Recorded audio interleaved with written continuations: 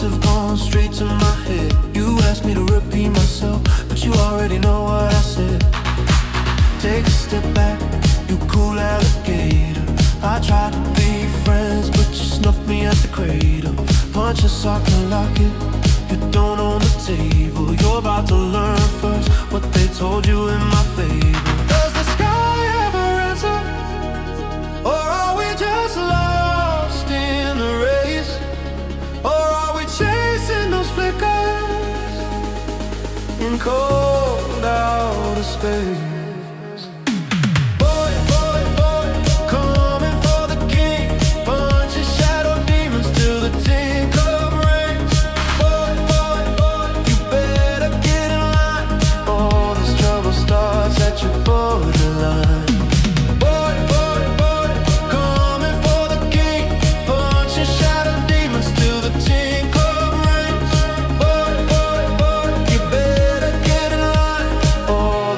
Stars at your borderline. My head swimming from these crushed up sevens. 2 more drinks and I'll feel like heaven. All this talking that started my engines revving. I hope God doesn't keep tabs after 11. Take a step back, you ain't no James Taylor. You act like everyone on the block needs to pay it. Put a socket and lock it, you don't belong at my table. You're about to learn first what they told you in my fable. Does the sky ever answer? Or are we just lost in the race? Or are we chasing those flickers in cold outer space?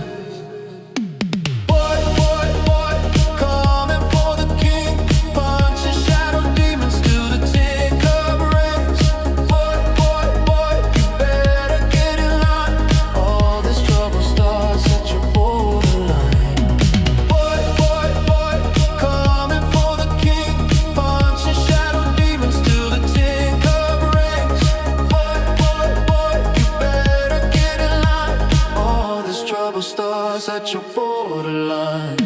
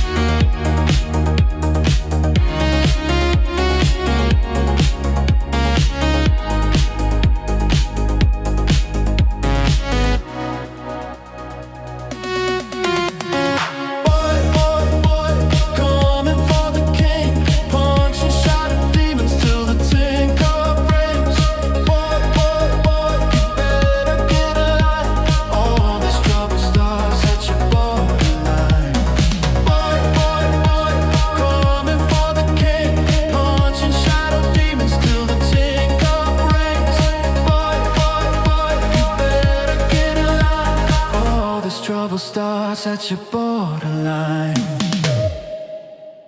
Girl, you're my roller coaster. Girl, you're my chicken sandwich. Baby, you're my Cincinnati. You're everything I need to get up and make myself dance.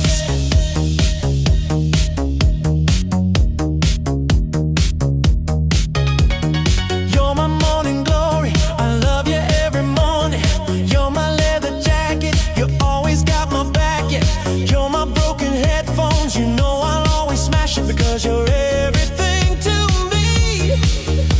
Girl, you're my roller coaster. Girl, you're my chicken sandwich. Baby,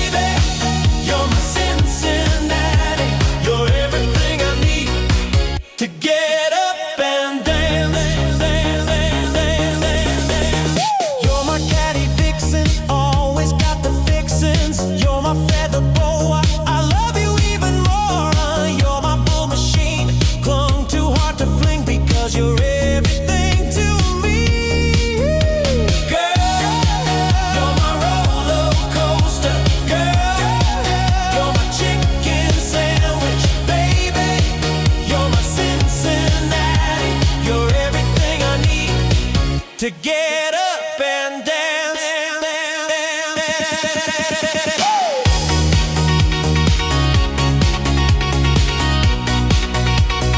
Boom. I got my man here. Here we go. All right. What's everybody doing today? How's everybody doing?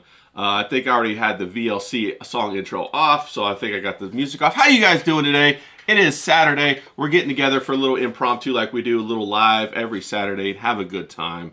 I got my main man over here. I got James all the way from across the pond. James, what are you up to, bro? What's it look like over there? Look at that. It looks terrible, but I look great. Look at that. Paul Wogg doesn't like me fidgeting. Paul Wogg's mentions me. He goes, your audio's always really bad, James. And I'm like, yeah, because I was doing it deliberately. But I put headphones in today with a mic, so it should sound a lot better, a lot clearer. We're moving in the right direction, bro. And look, I'm going to keep fidgeting. I'm going to keep jiggling. I'm going to keep dancing. And I'm going to keep eating my assortment of lollipops. And when I'm not having my lollipops, I'm going to be drinking. So I'm going to meet you halfway, Paul. I'm going to meet you halfway, Paul Wogg. I've got better audio today. So, you know. Yeah, shout out to Paul Ogg. He got banned on Twitter for about 12 hours. He got locked out. For, I don't know what he said. It wasn't even offensive or anything like that. So we're glad you're back, Paul. But I'm going to jump out in the chat real quick. Mr. Jeeky, shout out to you. We got Pat. Here we go. We got some other people down in the chat. Always good to see you guys. I'm pumped to have you guys here. And there he is, right on schedule. We got Paul Ogg. When I speak, the Scouse listens, is what he says. So I think he's referring to you. I don't know what a Scouse is, but maybe it's an English. I'm not from Liverpool, man. I'm from South London. Scousers are from Liverpool. I'm a South Londoner. A little South London action, but welcome everybody. So, you know, I want to get into a couple things today, and I was pretty excited about it. I don't know if everybody last night watched Kanye, the artist known as Ye. He had his most recent concert, his comeback concert in Mexico City. And I caught a live stream of that. And say what you want about Kanye, man, but he can put on a show. I don't know, James, did you see that show? I don't know if you saw the show or not, but the show was actually enthralling. It was like a theater. It was almost like church a little bit.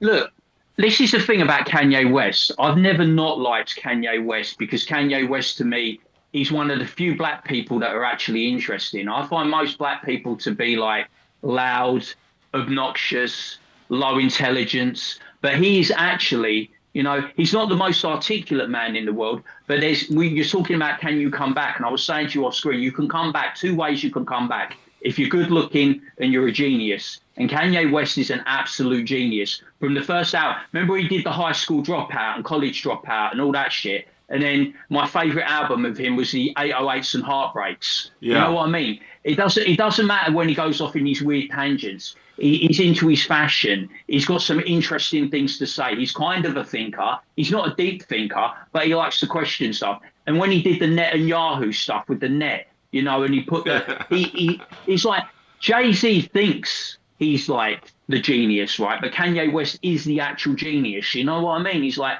people will like go at him because he's provocative. So you'll get people coming at him from the right. You'll get people coming at him from the left. He can't say this, he can't do that. But when you're so liberated and you're on such a different level, you can say and do anything you want, and there will always be a path back for you. And that's what you found with Kanye. He will always find his way back because he's fucking talented. That's as simple as that. Yeah, I agree with you. King Yeti in the chat, shout out to King Yeti, says Kanye's first two albums were fucking amazing. And they were. His music is incredible. The way he puts it together, the theatrics of it. And, he just got up on stage, right? He had a really cool stage set. I don't know if you guys saw it, but it was like the moon. But all he was in like, he was in Ugg boots, if you don't know what those are, and like a sweatshirt, and just stonewashed jeans, bro. It wasn't even, and he just walked around doing his thing, and the whole crowd was so into it. So, James, you're 100% right. If you have the currency, you can always come back. He said everything you're not supposed to say, and he got canceled more than I've ever seen anybody get canceled before, and now he's back. I saw everybody on stream saying they don't care, what he said. Of course, he did do the big apology tour and all that kind of stuff. When, I don't know if he went to Israel and all. It says he's going to Israel in a couple of weeks or a week or whatever. So, of course, that probably has something, to do with it. But he's got to kiss the wall, isn't he? He's got to kiss the wall like everyone does. Yeah, he's got to kiss the wall. But you know, his talent is undeniable. And that's a thing that Ethan always says. He says, you know, be undeniable. Be so good that you're undeniable. I mean, you're right. If you're attractive, you can always come back, but your looks can fade, right? So at some point, you know, we've all seen the women who think they could come back after 35 or 40 or whatever, and they can't get it, right? But the talent never fades. Like we still see, like Anthony Hopkins is a great example. I don't care what movie that guy's in.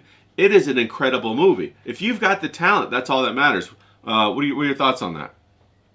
Yeah, I think it's true. It's like, I can't remember. I think a few months ago we were talking about Daniel Day-Lewis, weren't we? Yeah. And I was saying how Daniel Day-Lewis originally retired and he went and became a cobbler in France. And then he made the comeback, didn't he, with Gangs of New York. And then he had an extended part of his career. But, you know, then he went away. He said, I'm never coming back. That's it. I think the last one, I can't remember what it was. I think he was like, what was it? What was the film about? I can't remember the title, but I think he was a suit maker or something. And he said, that's my last one. I'm hanging it up. But then his son has got into directing and writing. So he came back to do a film with Sean Bean. I can't remember what the title is. But that's a guy who's like, I could watch him in anything and he could be reading the phone book and I'd be engaged because he's got that presence, he's got that natural charisma. And I think what you were saying about Kanye, I think it's a lot like you or me. Remember when that geezer said to you, you got like a fucking, what was he said to you with your mustache? He was like, what was he saying? He was calling you a hipster. I think people that have got a distinctive look or a distinctive style. Mine's the same. I look like a chav, you know. I wear tracksuits. I've got the mustache. I've got the tattoos. I have a very distinctive look and style, and I think it resonates with people in a way that it engages a reaction. Either they like you for it or they hate you for it. I don't think there's anyone that really goes, oh, James and Ray, they're a bit blur, aren't they? They're a bit, they don't really like. And that's with Kanye. No one ever goes, oh, Kanye, he's a bit myrrh, isn't he? He's a bit middle of the road. He's a bit beige. No one has ever said that about Kanye. They said that about a hell of a lot of people, but they've never said that about people like Kanye or Denzel Washington or Daniel Day-Lewis or any other actor that you can think of. Like recently, I watched Naked Gun last night. It just came on now. And I hadn't seen it at the cinema because I don't go to the cinema. And I watched it, and Liam Neeson was doing his usual thing, right? He was doing his tough guy thing.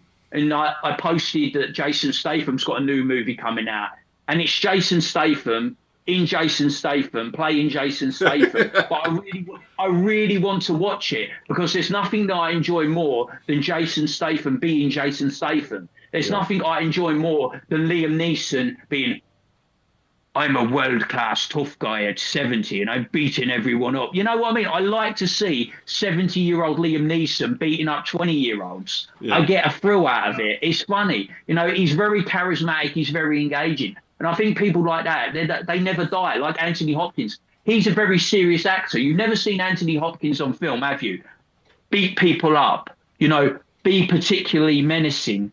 Who else in Silence? But he does it in an actor's way, doesn't he? Very subtle, very learned. You know what I mean? He's all about, like, he grabs you and draws you in. He doesn't do it with physical dominance. He's not going to beat people up like Statham or Neeson. But you want to watch that just as much as you want to watch them.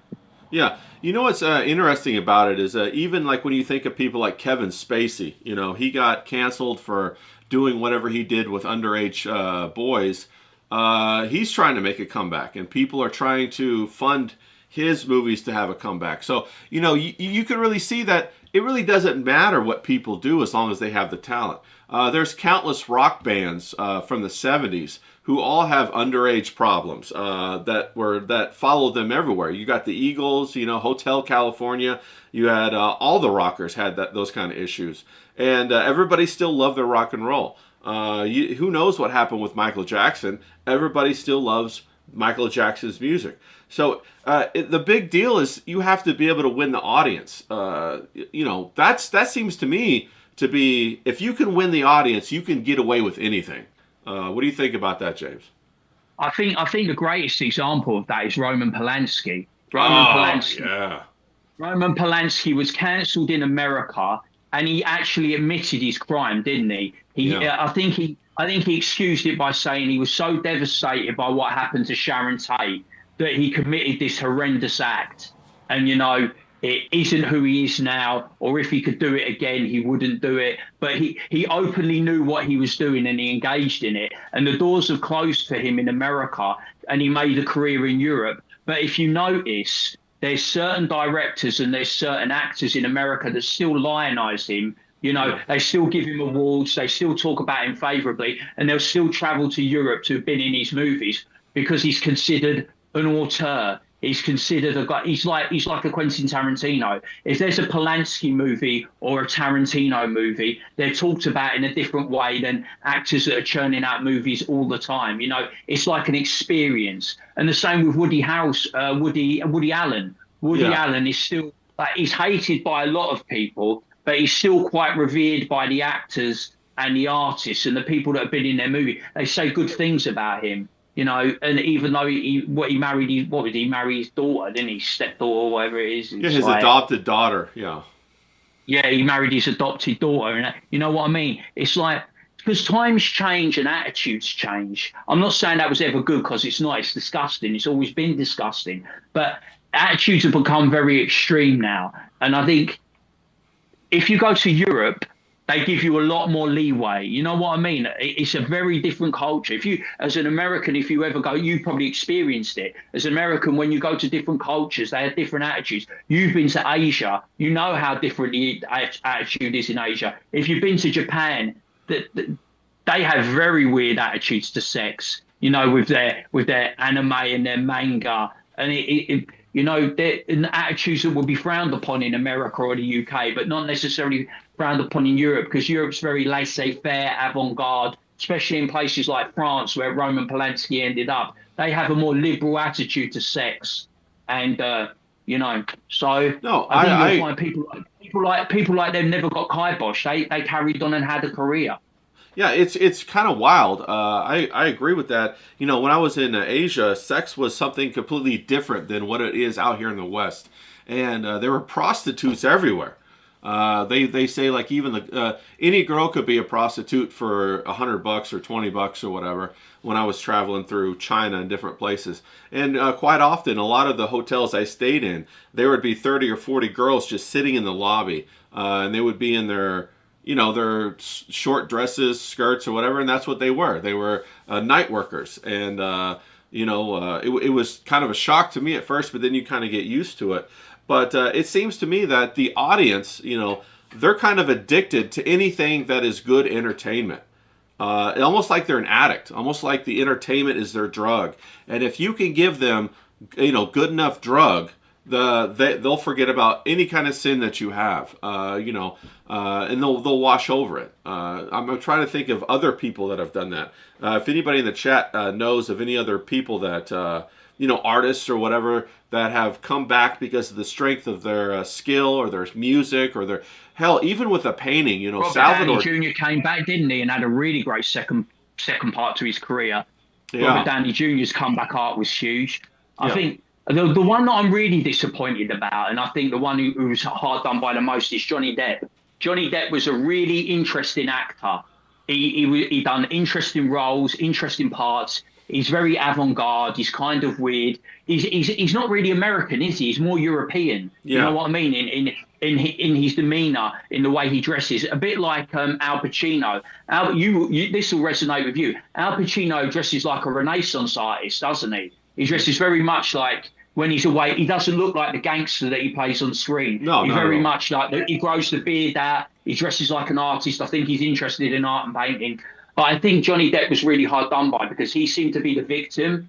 But because like Amber Heard twisted it, and she got the public behind her, and at a time I think she was associated with Elon Musk and his PR machine, Johnny Depp is now relegated to doing not very good movies in Europe. He hasn't really had that comeback arc yet that I think he deserves. People don't seem to be willing to give him a second chance, where they give other people second. I think it's like, when it's like domestic abuse, I think people won't swallow it so much, or sexual abuse, but they'll swallow like drug addicts, or, there's always a comeback for a drug addict. But I don't think someone who's been like with domestic abuse, I think it's very hard, even though he was the innocent party, he was the victim. I think it's very hard to get that stink off you once you're involved in maybe hitting a woman, or, like defending yourself. And it's very hard to get that stink off you, I think. Yeah, I agree with you. Shout out to Hillbilly Harry in the chat. No, I agree. I think, but what I think it really is, I think there's something else at play. I think really what it is everybody. He did such a good job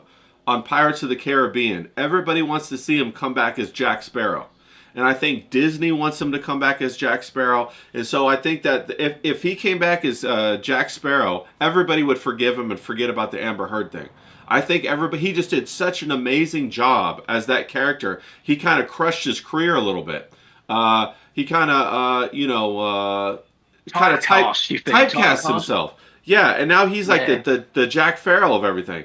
Shout out to Zayd. He says Corey Feldman as well. Corey Feldman, the guy who was in the Goonies and a couple of the Lost Boys, then went ahead and completely destroyed his career and thinks he's like Michael Jackson's protege now. Are you familiar with Corey Feldman, James?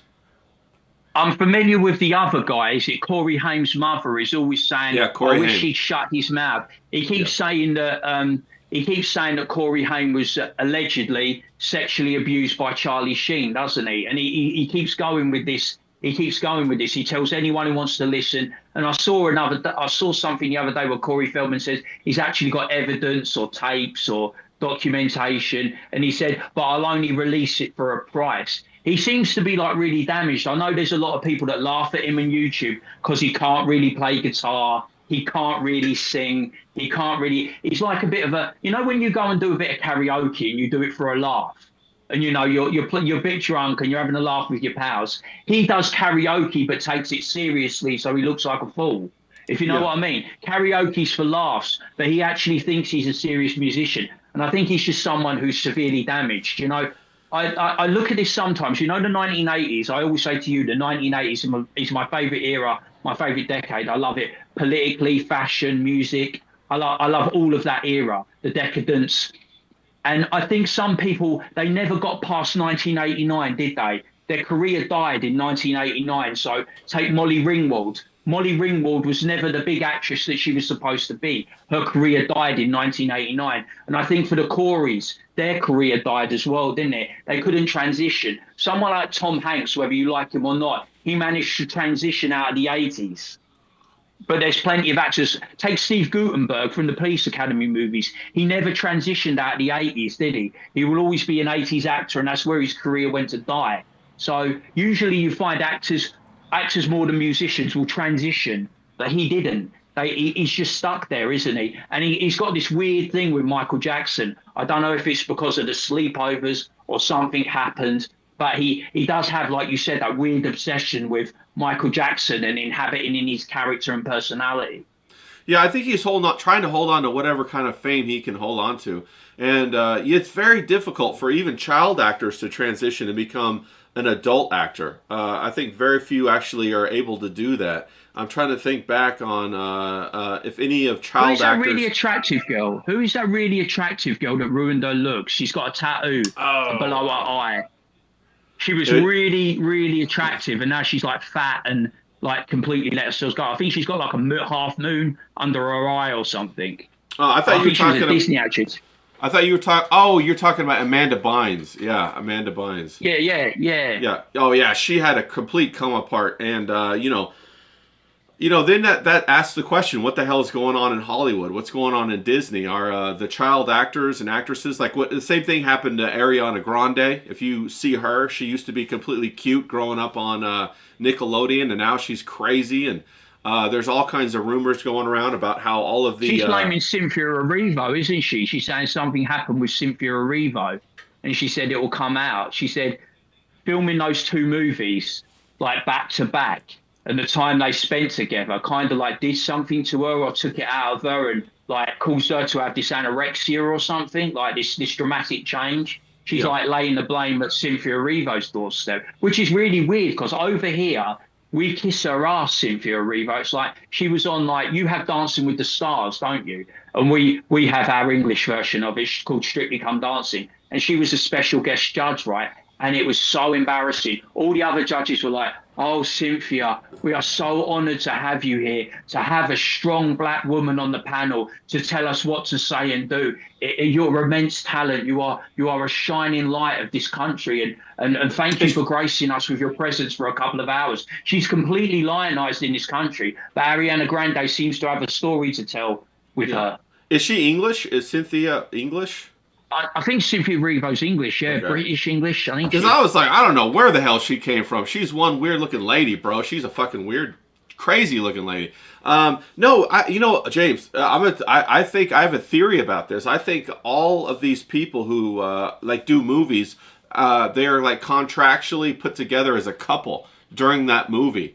To make the acting better and also to sell the movie. And so I think they were together as a lesbian couple. I think that was in their contract. And I think they had to act like that, and they had to be like that, behave like that, live like that during the whole course of both those movies. I wouldn't be surprised. I heard a lot of stuff that, when you're on a movie, everybody hooks up with somebody for the course of the movie, the duration of the movie. Even the behind the scenes people, the production people, the director or the actors, the lead actor and the lead actress will get together and they'll actually be in a relationship. It doesn't even matter if they're married outside of the movie. It's just all for Hollywood to like push that movie, have better chemistry on screen, and to push that movie over the top when they start to go to sell it. So that's my theory. I think they were actually put in a relationship, and then as soon as the movie ended, the contract for the relationship ended, and then now they're breaking apart. So it's funny that she's going to throw her under the bus, though.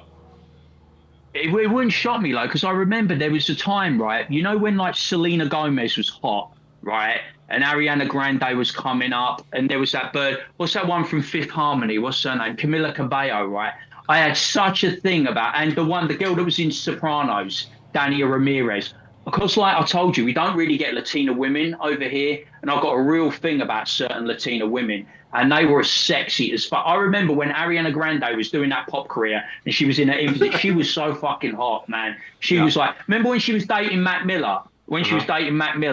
And like, I was like, fuck it. I would literally kill half of England to have like an hour with this bird. You know what I'm saying? And I was like, fucking, she was fit. I thought Selena Gomez, before she had a medical condition, she was really fit. And then something happened to her and she went sideways. The only one who's really stayed like, the one I like is Camila Cabello, the one from Fifth Harmony. She's still fit as fuck. But like, I wasn't surprised. Like this thing, we never see, we never know what's going on behind the scenes, even though we've got 24-hour rolling news, we've got access to everyone's life, no secrets, but there's still secrets. And I think some of those sets are so unhealthy. I would not want a child of mine, if I had a child, to be a Disney kid, to be a child star, because they end up getting ruined for the rest of their lives. If you see them when they're children to when they start becoming adults, they're all damaged or drug addicts or like doing stuff to damage their lives, or they can't have like sustain a normal relationship.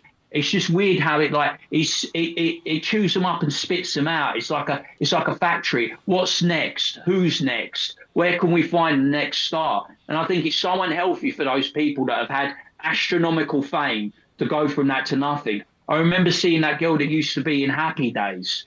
I think, what was it, Joni? And she was in Joni Loves Chachi. And she was Joni in Happy Days. She ended up being a Dero living in a caravan. You know what I mean? She like that fame that she had, and then she completely had nothing. It's like, I always remember watching like Adam West. I was always a big fan of Adam West, 66 Batman. That's my favorite. And like, his career never took off, did it? You never saw him until he turned up in, what was it? It was Mayor Adam West, wasn't he? Yeah. In Family Guy. Family Guy, so, yeah.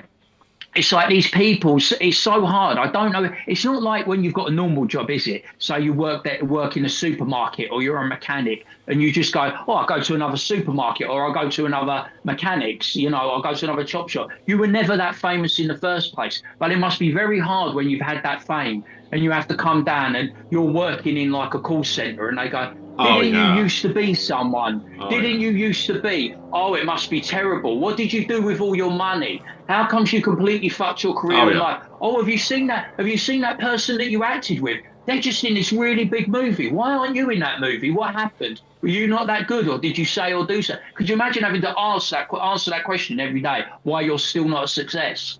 Yeah. Oh, bro, it's humiliating. When I went on my show for a little bit, I would get recognized out and about, and I didn't really even get paid to be on that show. And so it was very embarrassing. People then, as the years went on, I would still get every once in a while. I could tell when it was being replayed on a different network, a rerun. People, oh, don't I know you? I think I know you. I'm like, oh shit, no, I just have one of those faces, and it's so embarrassing because I'm like, well, I went on this thing, and people think that you're successful, or that, oh, he must have made a nice chunk of money, but no, totally got taken advantage of, and that's how Hollywood is. They totally take advantage of you, and also there's like a hidden power structure behind it, because you would think, right, that if you had an awesome movie, that you could come back and then build a career off of that. Like, for example, Dave Chappelle, he had the Chappelle Show.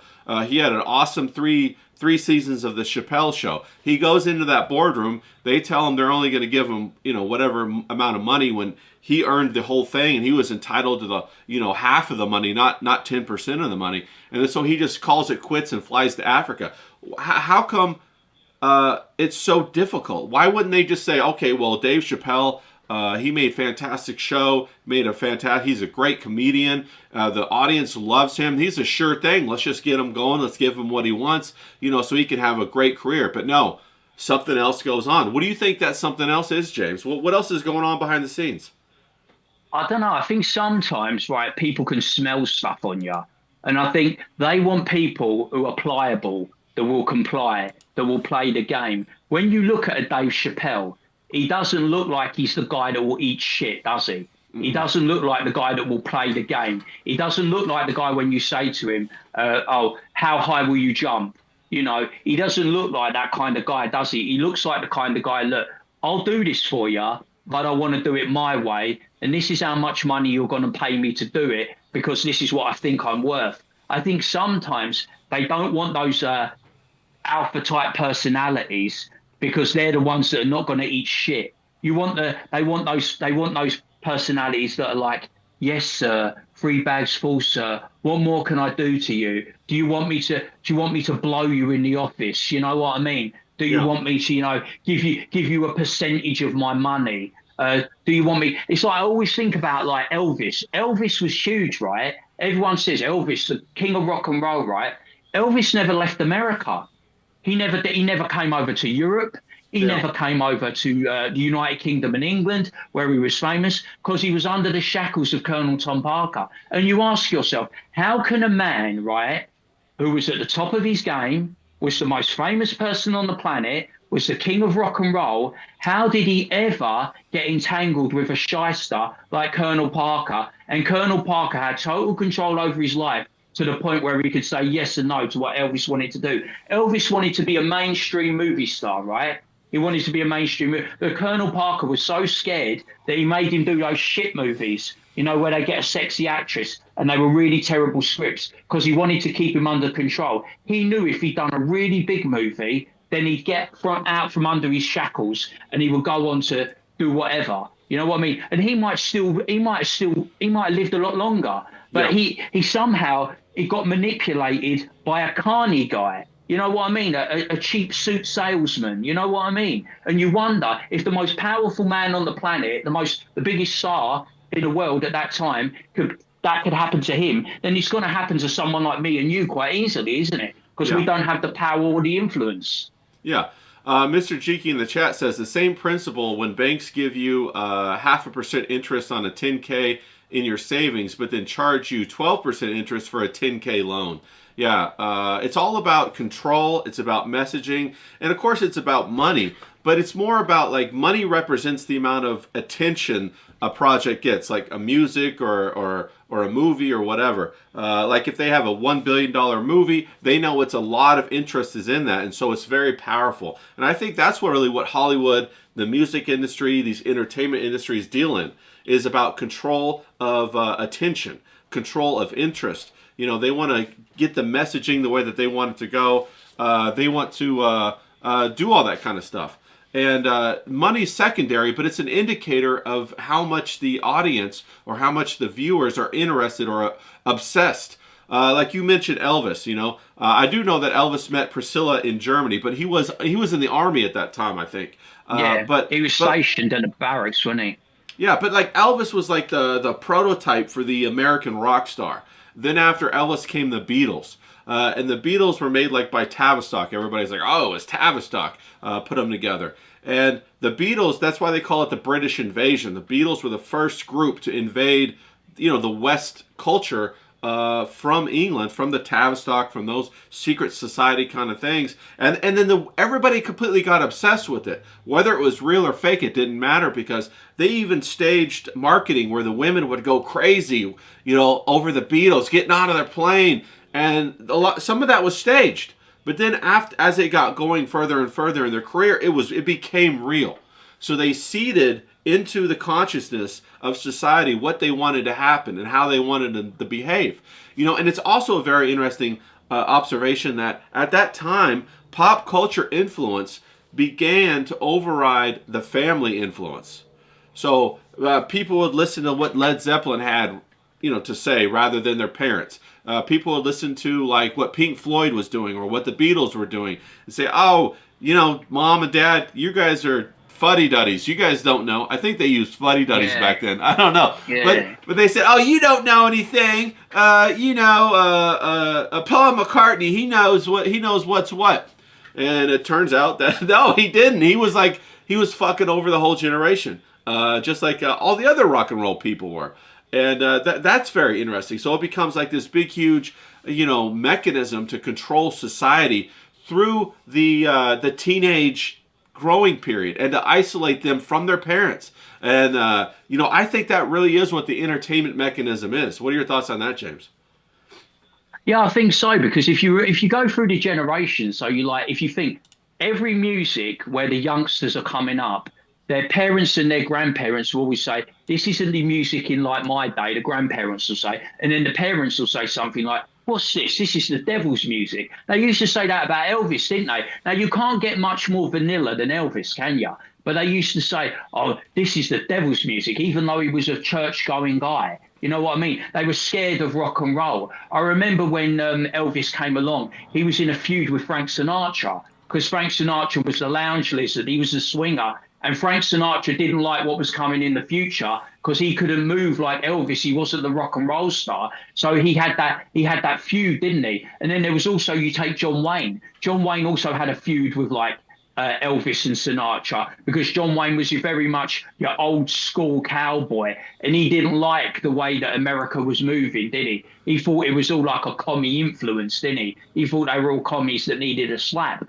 So you get that, don't you? And then when heavy metal came along in this country, with like Black Sabbath in Birmingham, there was people that were going, well, this. And when you saw what kind of when we had the Sex Pistols, punk in the 70s with the Clash, no Sex Pistols and the Clash. So like you said, it's always this generational thing where it pits like grandparents and parents against children. And it's like, oh, shut up, mum and dad, you don't know. It was even like that in the 90s when Nirvana came along and grunge, wasn't it? Yeah. Grunge put the fear of God into people. And I remember after grunge, the next thing that put the fear into God into people was nu metal, like Korn, Limp Bizkit, bands like that, that put the fucking... that pitted parents. So I think it's true, innit? There's always like that antagonistic thing. I was noticing yesterday there was the Ring Magazine Awards for boxing. And one of the things that I was picking up on, there's kind of like this emancipation now with boxers. Do you know back in the day where they used to be owned, didn't they? So it was like, you'll take a dive in this round. You know what I mean? We're going to promote this boxer and you're going to help him go up the ladder. And you would find that they would have Jewish managers or they would have Italian managers. They were linked to the mafia and organised crime.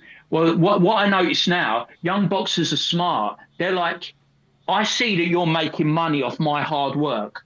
I go into the ring, I get the shit beaten out of me for 12 rounds, and you're taking a 30-40% cut. So I tell you what I'm going to do. I'm the talent.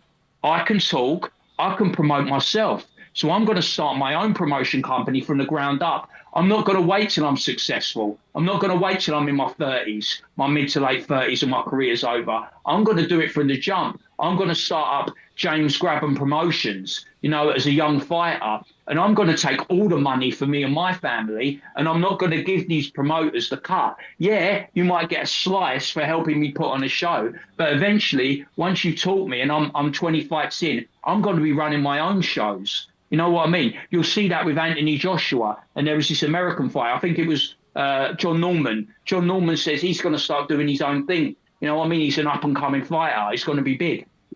Yeah. And they're taking control of their own lives because they've seen from what's happened in other generations. A lot like, when you watch The Sopranos and they did the one with Hesh and the black guy, and he was like, you raped all the old black artists, you old Jew guy. You took all their money, royalties. And it was like, how much royalties did you take, for their talent? And he was taking 70, 80%. He was taking 70, 80% royalties. Hesh would sign them to a contract, right? And he would bleed them dry. He would take all their intellectual material and just give them a bit of pocket money so they had no money in their old age. And the black guy was trying to get money for the relatives that were owed to them. And he was like, no, this was how it was done. I owned them. I took the money. How do you think I made all this money? And he was basically ripping them off and bleeding them dry because he took 80% of all their earnings. Yeah. Shout out to Tank in the chat popping by. He says, good afternoon, you magnificent bastards and basterets. For sure. Hillbilly Harry says, Marilyn Manson really terrified parents. And what I look at over time, it's very difficult to see it as you go through it. It's kind of like you're heating up the frog. You know that old metaphor about you put a frog in the water on the pot on the stove and you turn up the fire slowly and you heat up that frog. It's kind of like when you look back. The frog Tony. Yeah, Frog Tony. Yeah, Tree Tooth Tony. When you look back over the history of entertainment, you can see that's happened. You got they started out with Elvis wiggling his hips and injecting sexuality into, creating this pop culture bubble and injecting sexuality into it, which was a shock to all the people back then in the 1920s or 30s or whatever that was. And then you could see it progressively move along. You get the Beatles, which absorb the women's interest. You go even further than that. You get David Bowie, who introduces androgyny. Then you get, like you said, the gender benders with the hairspray bands of the 80s, with a whole bunch of those guys. And even further along, you get like full-on gay guys now in rap, completely, trying to mold these different groups of society and basically stamp them with a generational imprint. That's one of the things that I've definitely observed is that, the music and entertainment for a 10-year gap, right, is a barcode for that generation. So, say, for example, you and me, we go out somewhere and we hear a song from when we were kids. Like, what was one of your favorite songs when you were a teenager, James? Park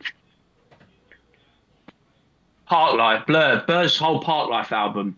Like Girls and Boys, anything from Blur, because I come up in like the Britpop. So anything from Blur, that whole Park Life album. So say we go out to go grab a beer or something like that, some fish and chips, and that song comes on.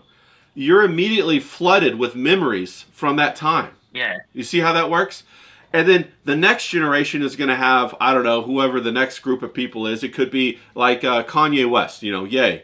And they start to play Runaway, and then all of those, memories from that time period flood into their mind, but it doesn't flood into like your mind or my mind because we're already a different group of the generation. We're in a different barcode. We're in a different marker. And then there's going to be another 10 years where they're going to do that. And that's how they control people. That's how they control generations. And they separate generations out based upon the media that they play through the culture, through the society. And they can pull them apart. They can push them back together. It's very interesting. It's like an electromagnetic field used to sort different size metal. And so I think that's very interesting. What are your thoughts on that? Have you ever seen it that way? Or have you ever thought about that? Yeah, I think from a music standpoint, I think it's very prevalent because I think in our country, we're big in festivals. We have Reading, we have Glastonbury. But like you said, there'll be the endorphins that go on. It'll snap off in your head, won't it? We have something called 80s Rewind, right? Where they do tours of like all the old 80s bands, right? And then when a band's like quit or like members have gone off and done solo, they're always like nostalgic for the comeback. We're Yeah. very nostalgic. Like we're going through that Oasis, Blur, Pulp, Britpop thing at the moment. We're going through the 90s nostalgia. So we're in 2026. This country is very bleak. It's very depressing. We haven't got a lot of money. When was the last time we were happy and we felt like we were up and we had money in our pocket and the country was thriving and it didn't look dark, it looked bright? Everyone goes back to the 1990s. They go back to Britpop. They go back to Blur versus Oasis. They go back to North versus South. They go back to the Lads and the Debts. You could get nice food cheap. Everyone was drinking pints. Everyone was going on package holidays to Europe. And they're like, yeah, let's go back. When Oasis come back, everyone was thrilled. And now they're going, oh, yeah, we're going to bring back all the 90s TV shows. You know, Yeah. we're going to bring back In-Betweeners. Yeah. In-Betweeners is coming back. We want more In-Betweeners. 2 pints of lager and a packet of crisps is coming back. They're like, right, let's Gavin and Stacey. Let's get all these shows back that made us feel good. And then you can see, can't you? The entertainment industry is tapping into our nostalgia and giving us the food that they think will nourish us. Well, you know, saying, quick, give them more nostalgia. Give them more nostalgia. No, it's crazy you say that because Tank just said that nostalgia has been a powerful weapon since the invention of electronic media broadcasting, and then he said, well, hell, even since the spoken word. Shout out to Carrie C. She says she loved Frank Zappa for opening her eyes to that kind of stuff. Yeah, Frank Zappa back in the 70s talked about a lot of this stuff and a lot of how music was used to control the masses, about how it was used to program people and to intertwine those emotions so that at any time, whoever they are can play that music and then put your mindset back to when you were a teenager. Like you wanted those 90s, TV shows back. You wanted all that kind of stuff. Tank also says he had songs like Pearl Necklace and Tube Steak Boogie. Yeah, that was like from ZZ Top. Love all those guys. Hillbilly said he thought Poison was a girl band at first. That's pretty funny. Mr. Cheeky says, facts. The stuff that sucked a decade ago is hot again. It's almost like they're running out of ideas, and they have to bring back all of those older songs. James, like for example, you don't see people playing musical instruments anymore. Where's the guys playing the rock, the guitar? Where are they playing the piano? Where are they playing? Do you remember when they used to have like those big bands for a time? Like swing dance was huge, and you had I can't remember who they are, but they had the full, like trumpets, and they had the horns, and they played, and they like the Brian Seltzer Orchestra and all that kind of stuff. Where's all that stuff? Is that going to make a comeback? What are your thoughts on that? It will come around, but in our country, music is incredibly important to the UK. I think it's the most important industry because everyone thinks that we're the greatest in the world at producing music. We produce the talent that goes along and becomes big in America. But what you used to find I would probably say up until the late 90s, the early noughties, when you were a kid, right, the first thing you nagged your mum for, you wanted her to get you a guitar, right? You wanted her to get you a drum kit. You wanted her to get a keyboard. You wanted to get you a microphone and a recording device. And you would see all around there'd be kids in a garage or in a carpool, on a weekend, trying to be a band. They would get their dad's van and they would go up and down the country and they would gig. And they would gig for 2 or 3 years, maybe 4 or 5 before they come big. And now you don't see that anymore. It's very much now, our country has been completely saturated with pop. And I think you can draw it back to Taylor Swift, because I was going to bring this up before we segued. The one thing that's always completely bemused me, because Taylor Swift was a country singer, wasn't she? Yeah. She was a successful country singer, and you can't say that Taylor Swift is particularly attractive. If you compare her to someone like Dua Lipa, right? Yeah, no, she's ugly.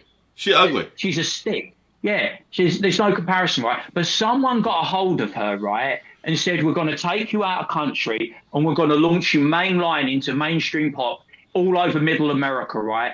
And then we're going to build a cult around you. And you know this and I know this, and anyone who's online, if you've ever engaged with a Swiftie, they will get your account nuked in about they 5 are seconds. psychos. These people are batshit crazy. Their those entire women. life revolves around being a Swiftie. These people, right, they never liked American football. They used to frown on it. They used to take the piss out of it. But as soon as Taylor Swift hooked up with Travis Kelce, they literally took over American football. I couldn't watch a Kansas City Chiefs game without them keep flashing to Taylor fucking Swift. Every time Travis Kelce caught the ball, flash to Taylor Swift. Flash to, what's that girl's name? What's the black girl? Ice something.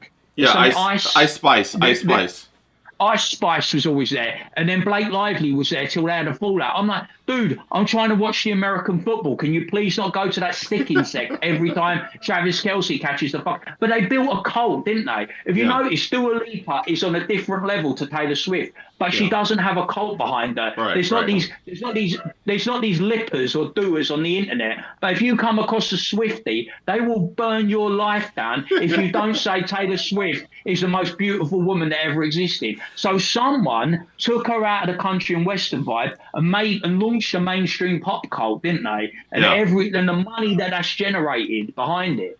Yeah, bro, she's a proper piggy, as you would say. She got lipstick on, but she's still a piggy, bro. Carrie says, look how handsome James is today. There you go, James. Don't get your head too big. You're getting compliments. I do love a fan. I'll give you your money later, Kerry. Thank you. Bribes. Yeah. Let's see who else we got. We got a Tank in there. Who is he saying? We got Riley. Shout out to Riley in the chat. Good to see you out there, bro. If you want to jump on, let me know. I'll send you the link. But no, facts.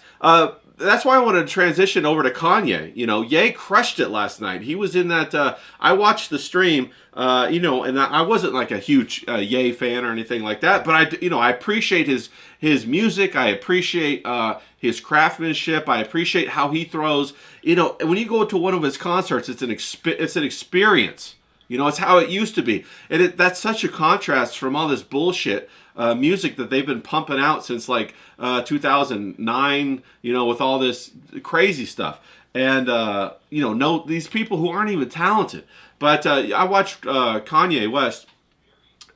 He's known as Ye. If he ever sees this stream, I want him to know. You know, we're not disrespecting him. I'm calling him Ye because he watches my stuff sometimes. No, we call him Ye, and he got up there. He brought on a lot of his old songs. You could tell the audience went wild. Everybody who watched it streaming went wild. It was such a strong reception that I was watching like different people. Like I saw Aiden Ross was like, I don't care what you said about the Jews, bro. I accept your apology. You're back. You're back. You're back. And that was basically what everybody said. So comebacks are possible, but you have to have that skill. You have to have the ability to move people emotionally. You could do anything. And then if you can move people emotionally, you can always come back to that because people are so addicted to that emotional catharsis that they need it. They crave it. And the entertainers now are so defunct at it. They're so they can't do it. They're basically computer people. You know, you said, hey, you don't see people in their garage anymore playing the bands. Well, these people are just getting onto the computer. They're just doing their like Pro Tools, their audio mixes, their all that kind of stuff, and they're trying to be rock stars. But when an actual person who knows how to manipulate an audience steps forth, that's a big difference, James. You know, people actually respond to that. Well, look at the two people, right, that are joined at the hip, that are interconnected, right? You've got Nick Fuentes and you've got Kanye West. Now, they used to be hooked up, right? Nick Fuentes was debanked, right? Couldn't earn money, debanked, right? He doubled down, tripled down, quadrupled down, and now he's earning major money. And he's a bigger influencer than he ever was. Then you take Kanye West. Kanye West he was debanked. He lost a shit ton of money, you know? The money like you and me would dream of. But then he kind of half apologized. And now he's come back and he's going to earn again and he's going to have a second arc. There's plenty of ways to skin a cat if you're talented. I've always said, the one thing you can say about Nick Fuentes, he's like the Pied Piper of Hamelin, right? He's a fantastic orator, and he gets people to come behind him. He's not a follower, he's a leader, and people will follow him. Kanye West is a guy. They talk about people like, they talk about Dre, they talk about Jay-Z, they talk about Eminem. You can't even compare them to Kanye West. Kanye West is on a completely different level. You know, when you say about someone, I'd love to pick their brain. You know, I'd love to pick that guy's brain. I would love to sit down just for 5 or 10 minutes and have a conversation with Kanye West about nothing. Because I know we could just be talking about, hey, that's a nice cheese sandwich you got there. He'd have the most interesting thing to say about a fucking cheese sandwich. I'll be like, hey, what's your favourite beer? And he'd be like, oh yeah, I don't drink. And then he'll go off on a tangent about why he doesn't fucking drink or something. You know what I mean? I'm just making assumptions. I don't know if it's true. He could have a glass of milk there, and he'd fucking make a song about a glass of milk. You know what I mean? This is the type of guy you're dealing with. You're dealing with a guy who's intellectually curious. You're dealing with a guy who's always reaching, who's always striving, who's always trying to do something. You look at all these albums, he's always trying to do something different.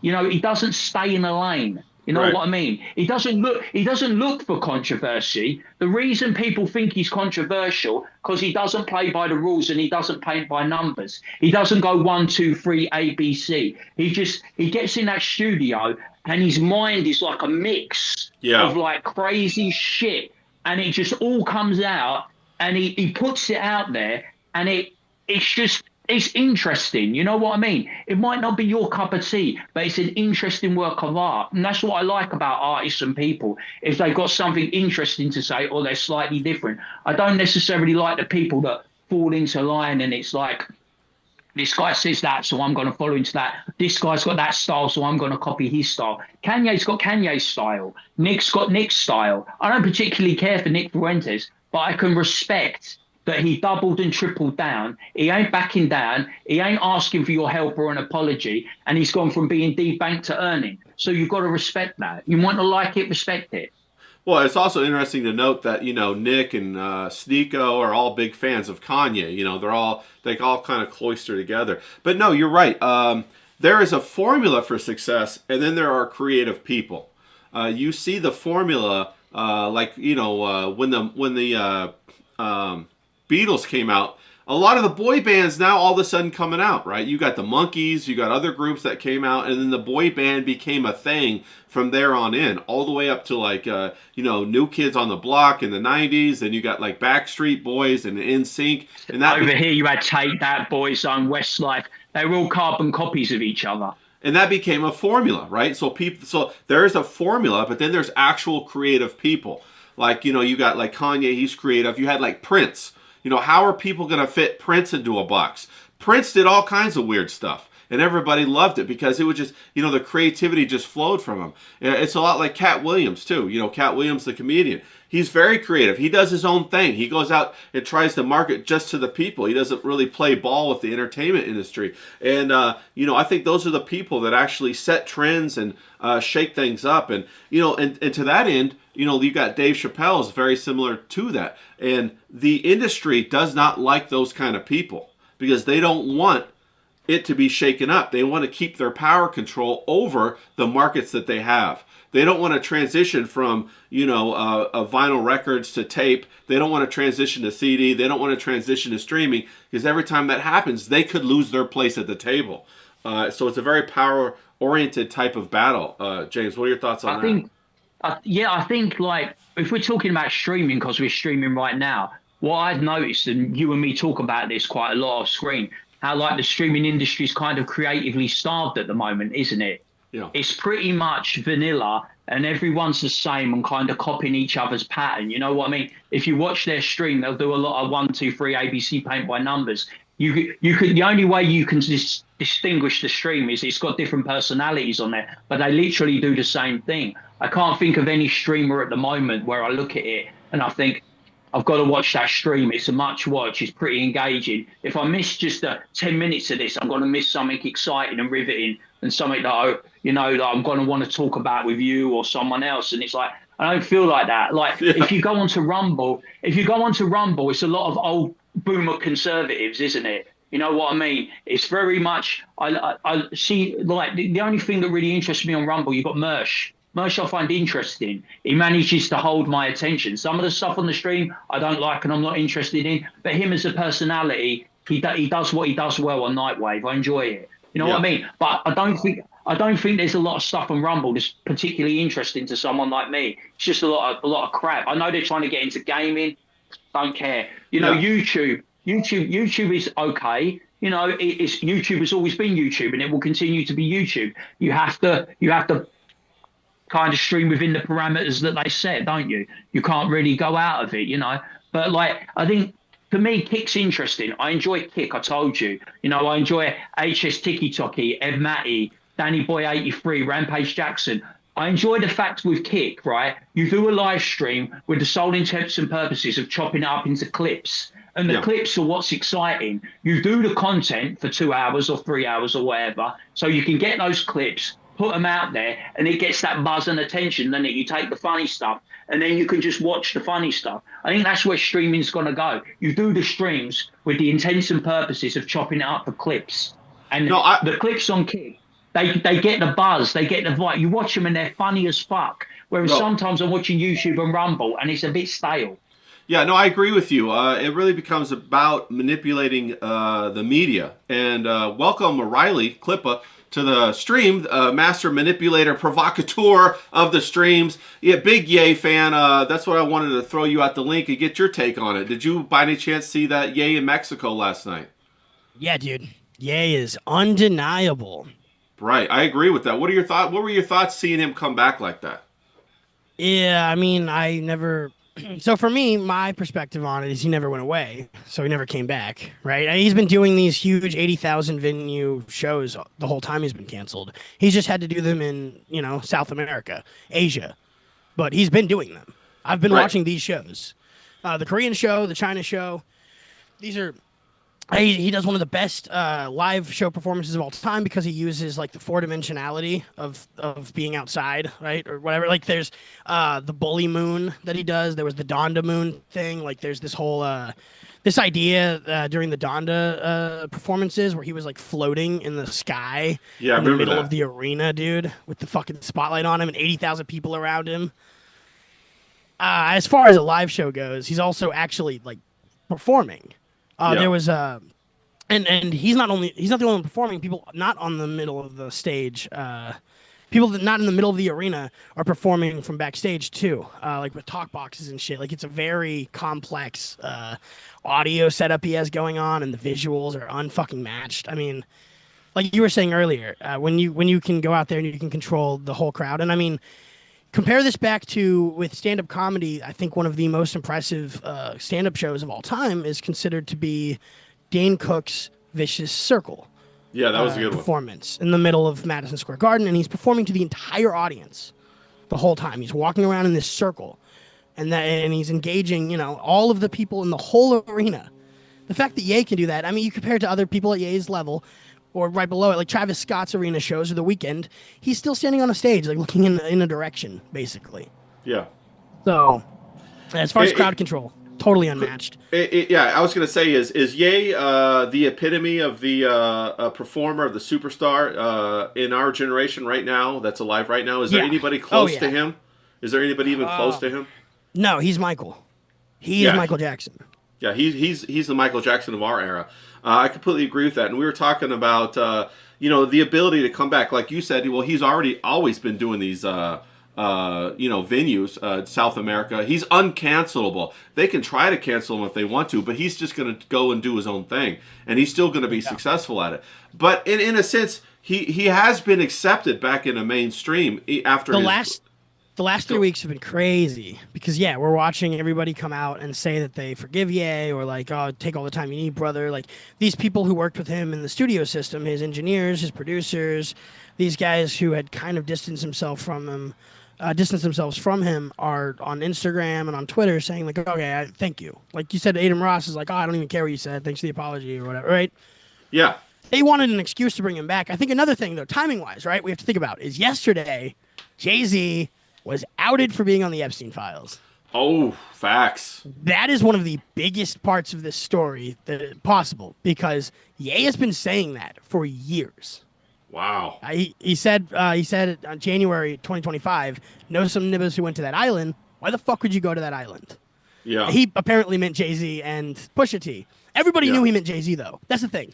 That's like the biggest, openest secret ever. Jay-Z was indicted during the Diddy stuff. Like, Jay-Z's obviously a super evil, super elite, like, pedophile, Satanist.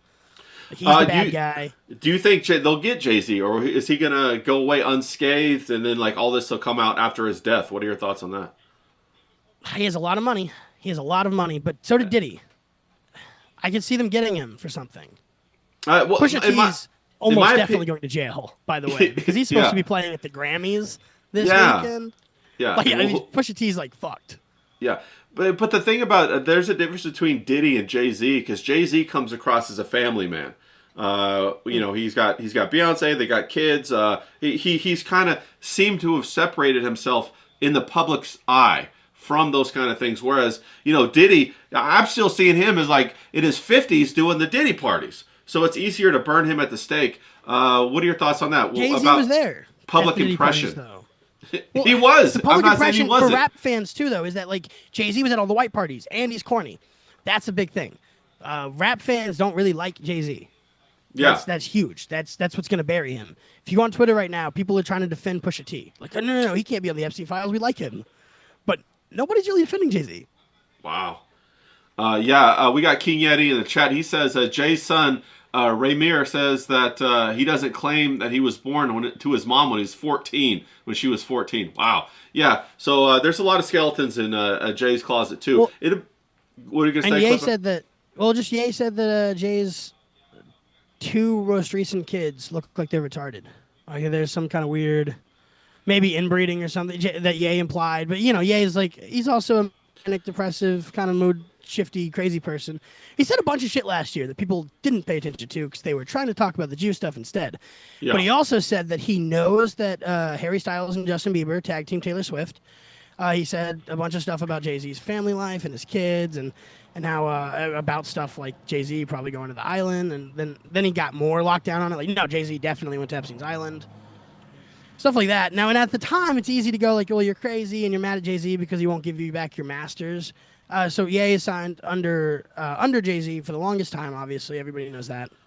But with Kanye's record label, Good Music, he fought to get all of his masters back for the artists under him. He said he was going to give them back. We don't know if he actually did. I hope he did. That would be a better story, that he got them back and gave them back. What he couldn't get back from Jay-Z was his masters, because his catalog is too valuable. That's why his shows are like these medleys. Right? He's almost doing like a parody performance of his own music. He doesn't own that shit. That makes sense because, he doesn't play full songs. He wants to be outside of the system too, man. He wants to be outside of the system because when he was not too controversial to be owned by Adidas, they owned Yeezy. And it was a $2 billion brand. It made more money than the rest of Adidas did. So when he got canceled for the Jewish stuff in 2022, 2023, he got Yeezy back as a brand. And now it's back to being worth $1 billion or whatever. Yeah, bro. He's so smart on how he does all of that. You know, even publishing the merch like the big Nazi stuff, so everybody like doesn't want to fuck with it, so that he can take it all back and everything like that. What are your thoughts about how he was in the hospital and they were trying to drug him and do all that MK Ultra shit? Is there anything to that, or what's going on? What are your thoughts on that? Well, part of that press statement that was released, like his big apology to Rolling Stones or whatever, I mean, obviously written by Milo Yiannopoulos, his social media handler guy, his agent provocateur, his media relations man. Oh, sorry about that. I need to grab some water real quick. Yeah, grab some water. If you could just ask me that question again when I get back. Yeah. James, we see that MK Ultra kind of stuff. It started out like in... with the Tavistock, with people in, I guess in Germany, really. And that's kind of something I didn't really want to touch on, but it's out there. Do you have any thoughts about that kind of stuff? About how they control people through like, brainwashing, even our superstars? Everyone's controlled to some extent, aren't they? Whether it's brainwashing, whether they bribe you, whether they know secrets about your past or from your childhood or something. Oh, you only have to look at you only have to look at what's going on with Scientology, haven't you? There's been rumors that have constantly swirled around that all the men in Scientology are homosexuals. You know, they got stuff on Tom Cruise, they got stuff on John Travolta. You know, they got videos, they got evidence of them with being in relationships with men, and somehow that'll affect their acting career. No one gives a fuck who's a puff in acting anymore, do you? They're probably all puffs. You know Yeah, what I right. mean? Yeah. But somehow I don't get it. But somehow you have to go there and you have to give all your money away to stay in this fake religion, and climb up the board and get a medallion or something. I think that's the one. That's the one that really intrigues me. Scientology has always intrigued me because I just find it's just like a weird concept to me as a religion. You know what I mean? That when they do the auditing and when you try and leave, these weirdos just keep following you around in a car. Harassing you or come into your house. I mean, actually, it's the Hotel California, isn't it? You can never leave. You know what I mean? It's like these fucking people own you, and it's like what was it? The one from The Simpsons? I don't know her name, but she gives them all her money from The Simpsons, and they give her a bit of pocket money in return. I mean, that's got to be weird. Someone should look into that. That's bizarre. Well, like Scientology was from Aleister Crowley. L. Ron Hubbard studied with him and the guy from JPL, Jet Propulsion Laboratory, Jack Parsons.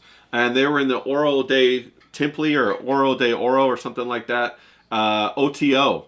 And so he broke off and started his own thing. It's basically based upon Crowleyism, which if you look back, it goes through everything. I mean, like Crowley was there at the very beginning when he, redid his Book of the Law and all that kind of stuff. But Riley, what I was asking you, do you remember that question that I asked you? Because I already forgot. Of course. Like about Kanye West and about being MK Ultra. So here's the thing with Ye, and he's talked about this a lot. The retreat, the celebrity retreat that they send him on every 4 or 5 years is to like $170K a week facility called The Balance. It's like there's locations all around the world, but the one he went to, and there's different names for the retreat, whatever. They're not very specific. It's kind of covert, but you'll find there's this one in I think Switzerland that Bieber tried to like pro market by having like this video about how cool it is. But basically, they'll send these guys like they sent Bieber last year when he was tweaking out, or when they send Ye every 3 or 4 years to these places where they're cut off from the world, where they're being heavily medicated, where they're spending hundreds of thousands of dollars to be there. Yeah. And Ye says that they do brainwash you there. I mean, whatever, he says that when he's being crazy, but then when he's done being crazy and he wants to sell an album, like he wants to sell this Bully album now, he'll say, okay, I'm back on meds and I went to the retreat. And the retreat, whatever. It sounds like what you're saying. It sounds like an MK Ultra thing. None of us will ever know because the propaganda of it is like, yeah, don't you want to spend your time on a beautiful ranch in Montana or in Switzerland or in London or in Spain? He was in Spain last year for the retreat, but I guess it didn't work. Yeah. So, because he went crazy as hell last year. He really tried to stay off the grid. He did all the swastika stuff when he did the Andrew Tate meeting. Like he's playing. So I don't know if you follow Ye very closely or if you saw the Andrew Tate thing because he still hasn't released the interview about it. Probably because of whatever he said in there, not helping Andrew Tate's handlers very. Yeah. Hold on real quick. I just had the audio drop out. I gotta reset that. So let me get that. I know everybody wants to hear what you're gonna say, Riley. So let me get that back up. Sorry about that. Okay, I think I think you're back. Okay, you're back. Okay, you're good. It's just sort of hard to talk about because it's so schizoid and like manic. The behavior patterns and then the way that they treat that behavior pattern it's like all over the place, and then he's the only one who could ever be honest about it, but you don't know if what he's saying is real or not. Right. But if he's being brainwashed at these retreats every 4 years and he has to come back out and break out of it, it could kind of explain things. You look at Justin Bieber, he got really quiet suddenly, but maybe they're getting mental health care. You don't know. You don't really know. You just have to like. I think it's like a voluntary brainwash. And then I think after a certain amount of time, a year, 2 years, 3 years, you get tired of it. You want to break out. You want to be free. And so you go in this spiral. Like, right. If you're that artistic. Right. So then you vent all this energy and then after you do that, you want to come back and bring that creativity back to the audience. Because that's really the big drug, isn't it? Like you want to, Ye wants to be on that moon talking to the 80,000 people. Yeah. the talking to Alex Jones and Nick Fuentes and saying that Hitler has some great qualities, all that stuff in 2022, 2023, like that was to get out of Adidas. And then 2024, 2025, Ye freaking out is like, yeah, but the Kardashians own the legal rights to my children. Yeah. Like Kim's mom owns the legal rights to Ye's kids' names. Yeah. The same way that Kim's mom owns Kim Kardashian and sold Yeah. Kim Kardashian's Ray J sex tape to TMZ. That was Kim's mom who sold that tape. Ye knows that eventually his daughter, Northwest, is going to have the same treatment by the Yeah. Kardashians because they're fucking crazy people. Yeah. And that was his whole point leading up to even the Hail Hitler song is he's saying, like, you know, they took my kids from me. Yeah. That's the whole point of his last meltdown, and the whole point of him going to the retreat this winter and seeing his kids again and getting on medication and releasing Bully is like Kim Kardashian caved and is letting him co-parent his kids again if he agrees to through those stipulations, right? Yeah. So the next time that she decides to take his kids from him, though, we're gonna see like a whole new thing. Yeah, he's gonna flip out again. Now, what do you think about him introducing North to the world with her song? Is that too young to do that? Was that good to do that? What are your thoughts on that? He has to get ahead of raising her the way that he wants to raise her musically. His kids play like 3 instruments each. Her music's really good. It's very well produced. And that song was great. There's some backlash about it being sort of nepotistic, but I don't think anybody cares about how young she is to be doing the music. It's nice to have a child prodigy, like in music, and all of Ye's kids are going to be. Yeah. Because they don't have to spend their time doing anything else. They can just sit around and learn art. Yeah, and focus on it, right. I'm happy about it. I think it's great. I think it's cool that he's setting her up in that direction because the alternative is when she's not with Ye and she's not doing music, she's with her mom and she's wearing push-up bras and taking Instagram pictures, and it's way better for her to be wearing baggy clothes hanging out with Ye, I think. Yeah, and I don't know. I've just seen a couple clips of her and her mom, and I don't know. It's kind of a stark contrast between the looks between the two, and I can't help but think that if Kim treats her kind of lesser because she's not as attractive, so hopefully she'll find her position and place through music and the value that her music contributes to the world. Yeah, no, hopefully. But unfortunately, the problem she's going to have is that her music's not going to connect to anybody for a long time. She hasn't lived any experiences that anyone else can relate to. She doesn't have any trauma or pain. Her music is puffy and it's like flamboyant and fun, and it's like, I like blue hair. Like, that's cool at first, but the appeal to Ye the appeal that Ye gives Ye fans is that we can relate to the struggle, we can relate to the other people telling us that we, whatever, that we suck or that we shouldn't think so highly of ourselves. Kanye famously said, if you're a fan of me, you're not a fan. If you're a fan of Kanye West, you're not a fan of me, you're a fan of yourself. Yeah, I agree. With Northwest, you might have to be a fan of Kanye West to like Northwest right now, and that's a very small audience. I saw also a video where she said that y'all need to train your ears to hear my beats. And I was like, oh shit, she's already on the wrong path with that one. Honestly, no, I think that's great. Because when you were so the thing with music right now, and I saw it when I dropped that EP the other day, is if it's not a J. Cole like internal rhyme scheme thing, then, if it's not rhyme at the end, rhyme at the end, each bar, then people are like confused by its musicality. Okay. And sonically, she's making really weird, like alternative music, and then the structure of her music is more like Blade or Fake Mink, or these sort of edgy alternatives that are not mainstream artists, but are like really good evolution sonically of house music and hip hop and club remix music. So she's making this up tempo stuff that isn't lyrically focused, really. I get that it's you have to train your ears to. It's not in the package. Yeah, it's not in the package people expect. It's a little like that genre. I'm not saying like Northwest is this person, but there's this opportunity for someone to come up making this alternative hip hop based, like more of electronic music. That's going to be like our Mobius of music, because Mobius redefines the way that everything. The way that everything worked forever. Yeah, I love Mobius. Yeah, that's that retraining your ears. Like we had to retrain. Everybody had to retrain their eyes to be like, oh, okay, look at all these little widgets in the picture versus all these flat lines or whatever. Yeah. Oh, that's good to know. I wasn't aware of that, and that was my first experience with Northwest musically, and so I really liked the father daughter aspect of it, and I appreciated that. It felt like it was something real. I wish that's what her music was about. Was like Yeah, I wish right. her music was about her family, her father daughter dynamic, the relationship, instead of just like I like to dye my hair blue. That felt a little too much like reacting to what the internet said about her hair being dyed. That's Yeah, the wrong path.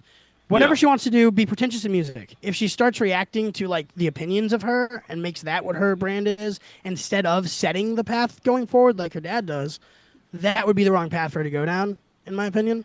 yeah. She'll definitely have to lean on her dad for that because otherwise, that's what a child does. A child reacts to an attack on identity. They don't have the experience, like you said. They don't have the life experience. But so we'll definitely be watching for her going forward. I think it was a triumphant return of Ye last night to the public eye. The fact that you're talking about him positively, that's awesome. Yeah, I think it was. I think it was incredible. I was really absorbed into his concert last night. I listened to it. I was going to it. And some of the songs I remembered. Some of the songs I hadn't heard before, and I liked the whole thing. It was an experience. And I think that's what concerts should be. They should be an experience like that. You contrast that with like the Taylor Swift thing with all the Swifties with their white boots and they're all that's a different thing. It was almost spiritual watching Ye do his performance. So I thought it was. It's almost really, spiritual. Yeah, it really connected. So I was really excited about that. So we'll be watching for that. Now I know something. We're gonna switch gears a little bit, everybody, off the Ye stuff. Was there anything you wanted to cap off with that, Riley? Before we? No, I'm just here to celebrate Jay-Z being a pedophile and going to jail. Woo! Because nobody has fucked Ye over more than Jay-Z. And Jay-Z and Ye's relationship to me is a modern day Greek tragedy. It's this thing where this kid, Kanye West, wanted to be Jay-Z because of the appearance of Jay-Z from the 90s being like this brand that P. Diddy made and lifted up above New York after murdering Biggie and Pac. They put Jay-Z in that position. And then, Ye spends his whole life looking up to this guy, gets in the room, impresses him, becomes his top guy. And then Jay-Z tries to hold his career down for a decade. Ye escapes containment, becomes his own artist outside of that. Everybody wanted to keep him a producer at Rockefeller. Nobody wanted to sign him as an artist. There's Right. videos of him going around the offices trying to show people music, and they're all ignoring him because nobody cares. But nobody wanted him to be an artist. So when he becomes an artist and he becomes bigger than Jay-Z, Jay-Z cuts him off for being mentally ill. Well, and then takes him back. Then cuts him off for being politically MAGA. Then takes him back. Whatever. This manipulative push and pull. The saddest thing of all time is that Kanye wrote a song called Brothers about a time where Jay-Z was performing a show in Paris, and Ye was having a breakdown and just wanted to talk to Jay. And Jay basically was like, if you fly to Paris, I'll talk to you today. Or whatever. Jay flies to Paris from LA for a hug. And Jay-Z hugs him, and then Jay-Z leaves. Wow. And so he has that lyric about flying to Paris for a hug. And then everything after that is Jay-Z just fucking him over for being MAGA or whatever. And you have to remember, the reason everyone thinks he's crazy in the first place is because he defended Beyonce's fucking music video. He drank a bottle of Henny at that award show and defended the music video being one of the greatest of all time. Well, and that also really launched his public persona, though. I know he's crazy, but that made everybody pay attention. That's what creative people do. I've seen you do it. I've seen you do videos with it. The whole reason I know you is because you were crazy at first. I was like, well, what the hell is this motherfucker doing running up a hill with big clippers? But then now I get to know you. I'm like, oh, this guy's really smart. So so that's kind of the same thing, I guess. But I agree. That's my final statement on that stuff. Is I'm really happy that Jay-Z is going to go to jail for being a pedophile, or at least that everybody finally knows that he's definitely a rapist, pedophile. Yeah, that who's on the island, bro. He's a bad guy. Yeah. And he's been a bad guy in my personal observance of their narrative for 8 years. So. Wow. Yeah, a parasite manipulator kind of guy. Fuck Jay-Z. Yeah.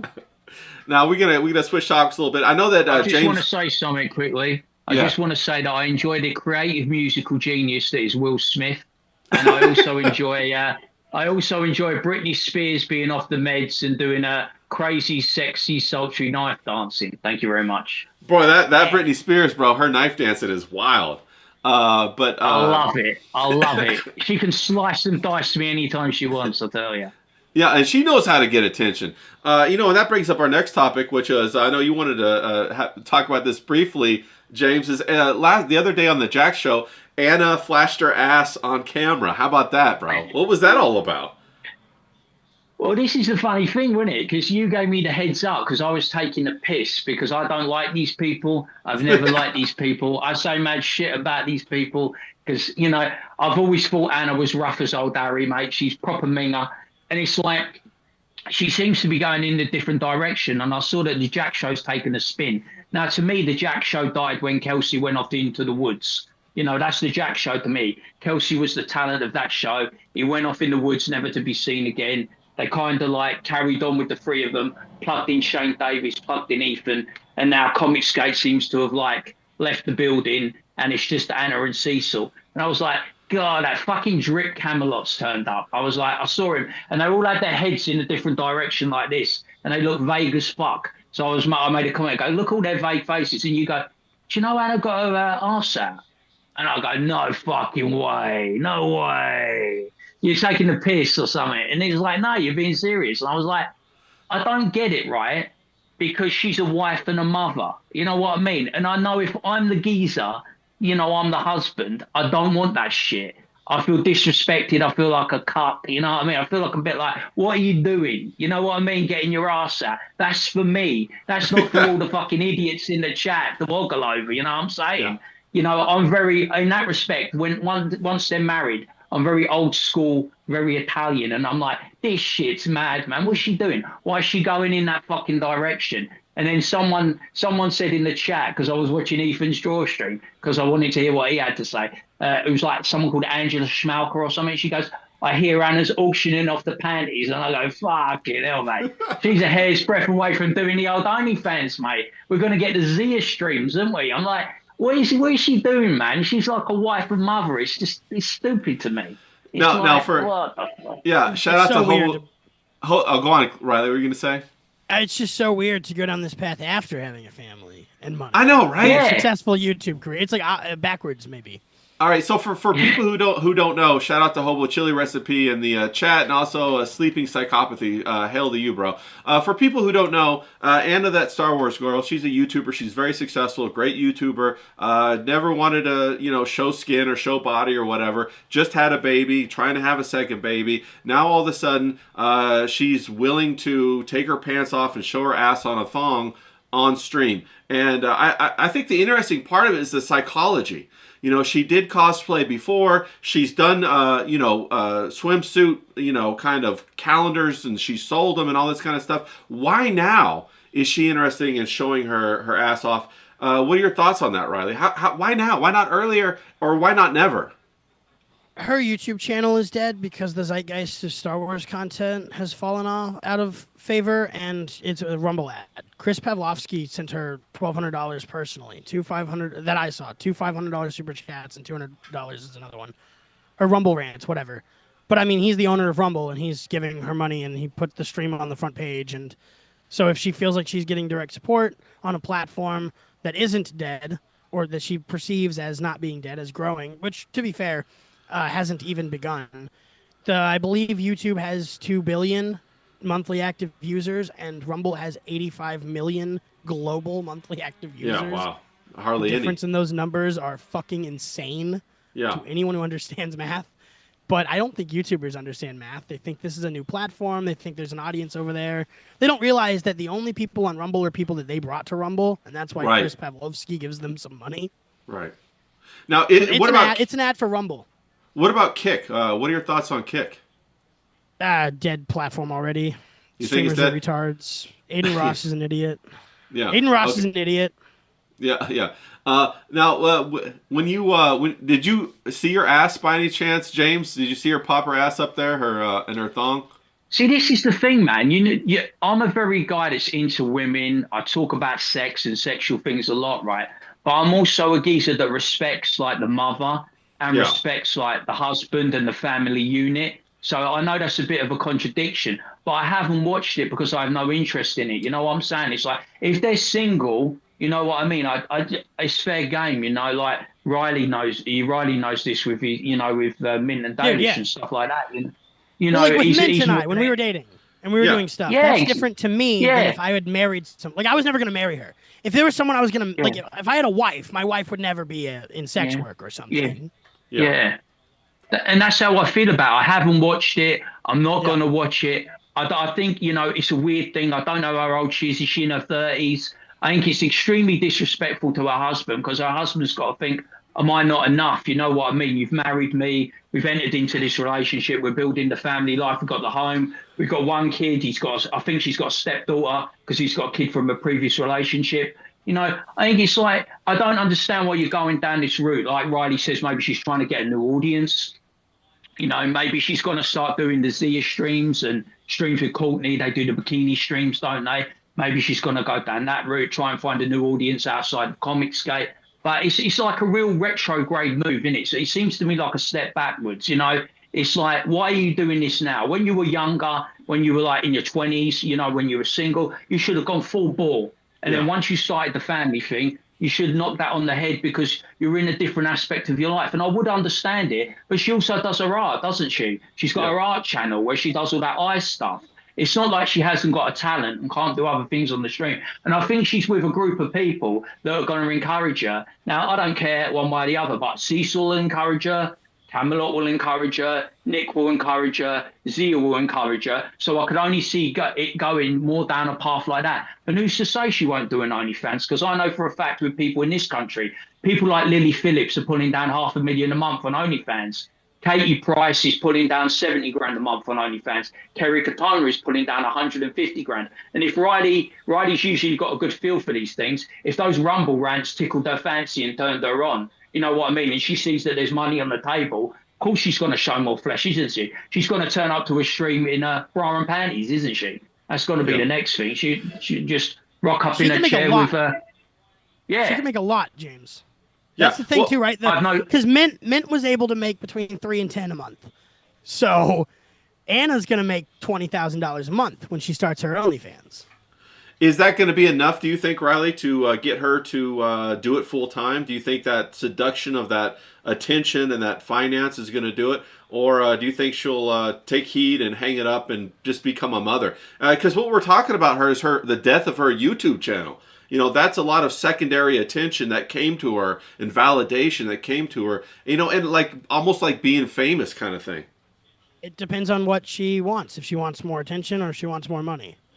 The attention will go away over time with, anything that she's doing. So OnlyFans isn't going to help that. The novelty will wear off. Like James said, the most fascinating part of this is that she waited until after she got married and had a kid. Her cosplay calendar, which I have over here somewhere because Mint has it, had it. Anyway, it's not as lewd as she was last Right. night. Yeah, it's just like the cosplay calendar is a lot less lewd. So it's interesting that she would wait until her post-pregnancy. A big part of it, right? The post-pregnancy body thing. Like she worked extra hard to get more in shape than she's ever been is probably a big part of it that makes her more comfortable or more wanting to show it off. Like, look at me, I'm not fat. Well, and it's that psychology that women definitely get as they get older, that they lose it and they try to say, no, I still got it. And what really happens is they kind of do lose it because, their window kind of closes, but they can try to hold it open. And so I think that's why they put more and more effort into trying to hold it open. Like what James was saying, like, how come she didn't do it before? Why did she wait until, it was the answer is because she had plenty of attention before. Now that her attention is dying, she's got to do something else to reacquire that attention. Isn't that what you think, James, or no? I think it's like the thing for the audience thing. Like I say, Riley's got a better feel for this social media thing and this streaming thing. So he might have a different opinion. But I think Anna's audience has always been tied in with the Comicsgate guys, hasn't it? And she's kind of always sided with them on their beefs, hasn't they? So she's kind of lost slightly F&T. No, sorry. I would say that she's actually more of an F&T or more of a YouTube person than a comic person. Is she? That might be a big reason that her audience hasn't survived, perhaps maybe the way that Ethan's audience is still strong, is because they have a united goal. Whereas Anna's audience, much like Avito or anyone else, Yellow Flash, comes from talking about Star Wars primarily, talking about all these like zeitgeist things that are, Star Wars was the biggest topic in the world from 2016 to 2019. And then there's this gradual fall off in the 2020s as everyone agrees, yeah, it kind of sucks and we're done watching it.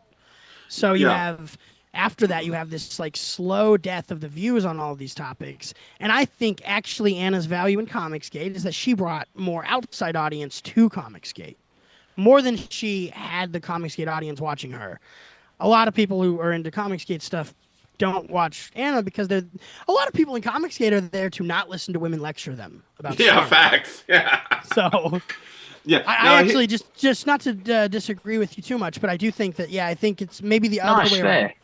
That she brought an audience to Comicsgate that she doesn't have access to anymore, and so there's less. And she also, during all the Eric July stuff and the Yellow Flash stuff, she'd insist on playing the middle of the road with both factions. While Yellow Flash is trying to kill Comicsgate. Yeah, So that was pushed Comicsgate away from her. Was her, she offended John Malin by, being flippant, and she didn't even get it, because I watched a couple streams after that where she was crying like he offended her by not being her friend or some shit like that. Was that the line too far? Was that her crossing the Rubicon and kind of getting a lot of the Comicsgate people to kind of be like, wait a minute? For John's guys, probably, because they led to create the Jack Show falling apart because of womanliness, led to the Hard Art Show, which is just guys, dudes in Comicsgate is the idea of that. And I don't think this is that it was meant to be an attack on other girls in Comicsgate like Mandy Summers, right? But I do think that that's John going like, okay, well, if you want to watch me but you don't want to watch Anna, come over here, and about 1,000 people did. Yeah. So. The Rumble bump they're getting because Cecil's channel was deleted, that's the new era for the Jack Show, is Cecil's channel was deleted. A bunch of like motivated supporters go over to Rumble now from sort of the Comicsgate area. People who like Cecil and Anna, they're going to cross over. So now Anna, it makes sense for her to bring what's left of her audience over to Rumble, where all of Cecil's audience is, and where they can say slurs and they can take their pants off and this and that. Because she'd have been demonetized if that was an order. Yeah, she would have been demonetized. Now, what about, like, so she brings her audience over there because Cecil's over there now. They put the audiences together, and then they have Salty Cracker on, and then she rips the hell out of Cecil in front of Salty Cracker. What's that all about, bro? That was a fucking nightmare to watch. Yeah, the best I can justify it is Cecil and Anna are used to making jokes like that, and so they didn't think too much of it. But obviously, I mean, she pulled his pants down in front of the guest and spanked him. Yeah, for emasculating behavior, dude. Yeah, for people who don't know, she called him a divorced loser who's broke now and doesn't have any money and just lost his channel and has no path in life. And as a 50-year-old man, that's not what you want to hear when you're trying to rebuild your life, bro. It's not like he can just take his pants off and get $1,500 from Chris Pavlovsky of Rumble. He's got to actually bring some talent to the table and make some value that people want to watch. You know, he can't just slap his ass around. And I feel like that's what's withheld or sustained Anna is her looks. Is that how you see it, James? Is she looks based rather than value based? She kind of bland. This is a bit familiar to me because this is what Paul Logg and D-Wag do to me on the daily, isn't it? It's like fucking hell. What happened with Cecil and Salty Cracker and Anna's what happens to me all the fucking time. It's like I'm married to D-Wag and I'm a battered wife, you know what I mean? He's on me 24/7. Be better, do this, do that. No, I think it's a terrible thing. I know when you have that brother and sister relationship, I'm an only child, but I know from other people, when you have that brother and sister relationship, it's very neggy, isn't it? It's very bouncy. Yeah. But as a man, right, and as a man who's proud, I would not like to be humiliated by a woman on stream, whether it's jokey, tongue-in-cheek, or, you know, kind of deliberate, you know, because it's out there, isn't it? And the one thing I've noticed, once the audience gets a perception of you, it sticks, doesn't it? It sticks like mud. It sticks like shit. You know, you can't get that stink off of you. What did I say to you? Like, people like Warfist and someone else, they keep going on about my fucking eyebrows, don't they? Everyone's making comments how, you know, when I slightly grimace, my eyebrows turn up and they go, How comes that James bloke's eyebrows look like an upside down smile? I'm so intrigued, but they pick on the minutiae, don't they? And then they Yeah. just run with it and run with it. Say if you've got a bit of a lisp or you got like a fucking some acne or some shit, or you're a bit wonky. The chat are merciless and they pick on you and that, and they beat you over the head with it. But to segue like what Riley said, like I said, he's got a better feel for this. But I did know in the chat they were a bit indifferent to Anna, the Comicscape crowd that were watching Ethan's draw stream. I said to you, they made a couple of comments about Anna. They made a couple of comments about Nick and Mersh. You know what I mean? There's kind of an indifference for people that are outside that Comicscape bubble. But like I said, Riley's got a better feel for it than me. I just thought it was like Anna has traded on her looks, hasn't she? Because she hasn't got a particularly endearing personality, has she? No. I think she's quite grating as a woman. And Ethan did say on his draw stream when the Jack show was on, Anna would be disengaged, or she wouldn't do her prep work, or she'd zone out, or she'd be texting, or doing other stuff like her painting. She wouldn't be fully invested in what she was doing at the time. Like with you, me, and Riley now, I'm fully invested in your stream. I'm not fucking around doing something else. Yeah. What I mean? I think Anna can be quite aloof, and I don't think it's that aloofness that comes from intelligence. Yeah. I think it's that aloofness that comes from being quite haughty, that I'm the it girl, I'm this beautiful girl, but she isn't, surrounded by all these like nerd types, you know what I mean? Yeah. But she's going in a different direction now, isn't she? She's kind of going with the glamour boys, Salty Cracker's a big name. Camelot is a glamour boy. Nick's a kind of glamour boy. Cecil's an aging glamour boy. You know what I mean? She's kind of like she's gone to the cool kids table, hasn't she? So I don't know if she's going to have much rub and play with them because they're better at it than her, if you know what I mean. They're better at the game. See, if Cecil wanted to, I'd imagine Cecil could destroy her. You know what I mean? He could just go into her big time because I don't think Cecil's an idiot. I think he can absolutely slice and dice her. Yeah, but I don't think he will because he's loyal. We got Mr. Geeky in the chat. He says, Star Wars girl had lukewarm takes at best. It's no wonder her YouTube channel is tanking. Ouch. King Yeti says, I'm still waiting for James's eyebrows to turn into butterflies on the stream. I don't know what that means, but yeah, I don't know. Riley. It's hard because to play devil's advocate, right? Or whatever, to play woman's advocate, Anna knows a lot about Star Wars. Okay. Like, she probably has an encyclopedic knowledge of everything Star Wars. I've never heard her not know something about Star Wars when it came up. It doesn't come up now. Yeah, that's what I'm saying. Her talent is obsolete at this point. And also it seems like she doesn't work well with others. That's the worst thing that she could have done was to humiliate her co-host in front of the new audience and a big guest. What you want to do is you want to create an audience atmosphere or environment where people want to enjoy it and participate and feel at peace and calm and like, oh wow, this is a lot of fun and I feel embraced here. Isn't that what you want to do? And she kind of undid all of that when she did that. Yeah. And you either need that or the opposite. If it's a fight the whole time, that's fine, right? Like if they don't like each other, then you can take sides. You can have dickheads and veto files, and you can watch the show and you can pick a side. But with Anna and Cecil, they get along for 2.5 hours, and then she embarrasses him in front of Salty's audience. Again, it doesn't matter. Their audience is used to the brother-sister dynamic. But Salty's new audience that's coming by to watch the show, they end the show with like, oh, that's uncomfortable. Yeah. And you can see it in Salty's face, like, oh, you guys don't would you guys like each other? He can't tell.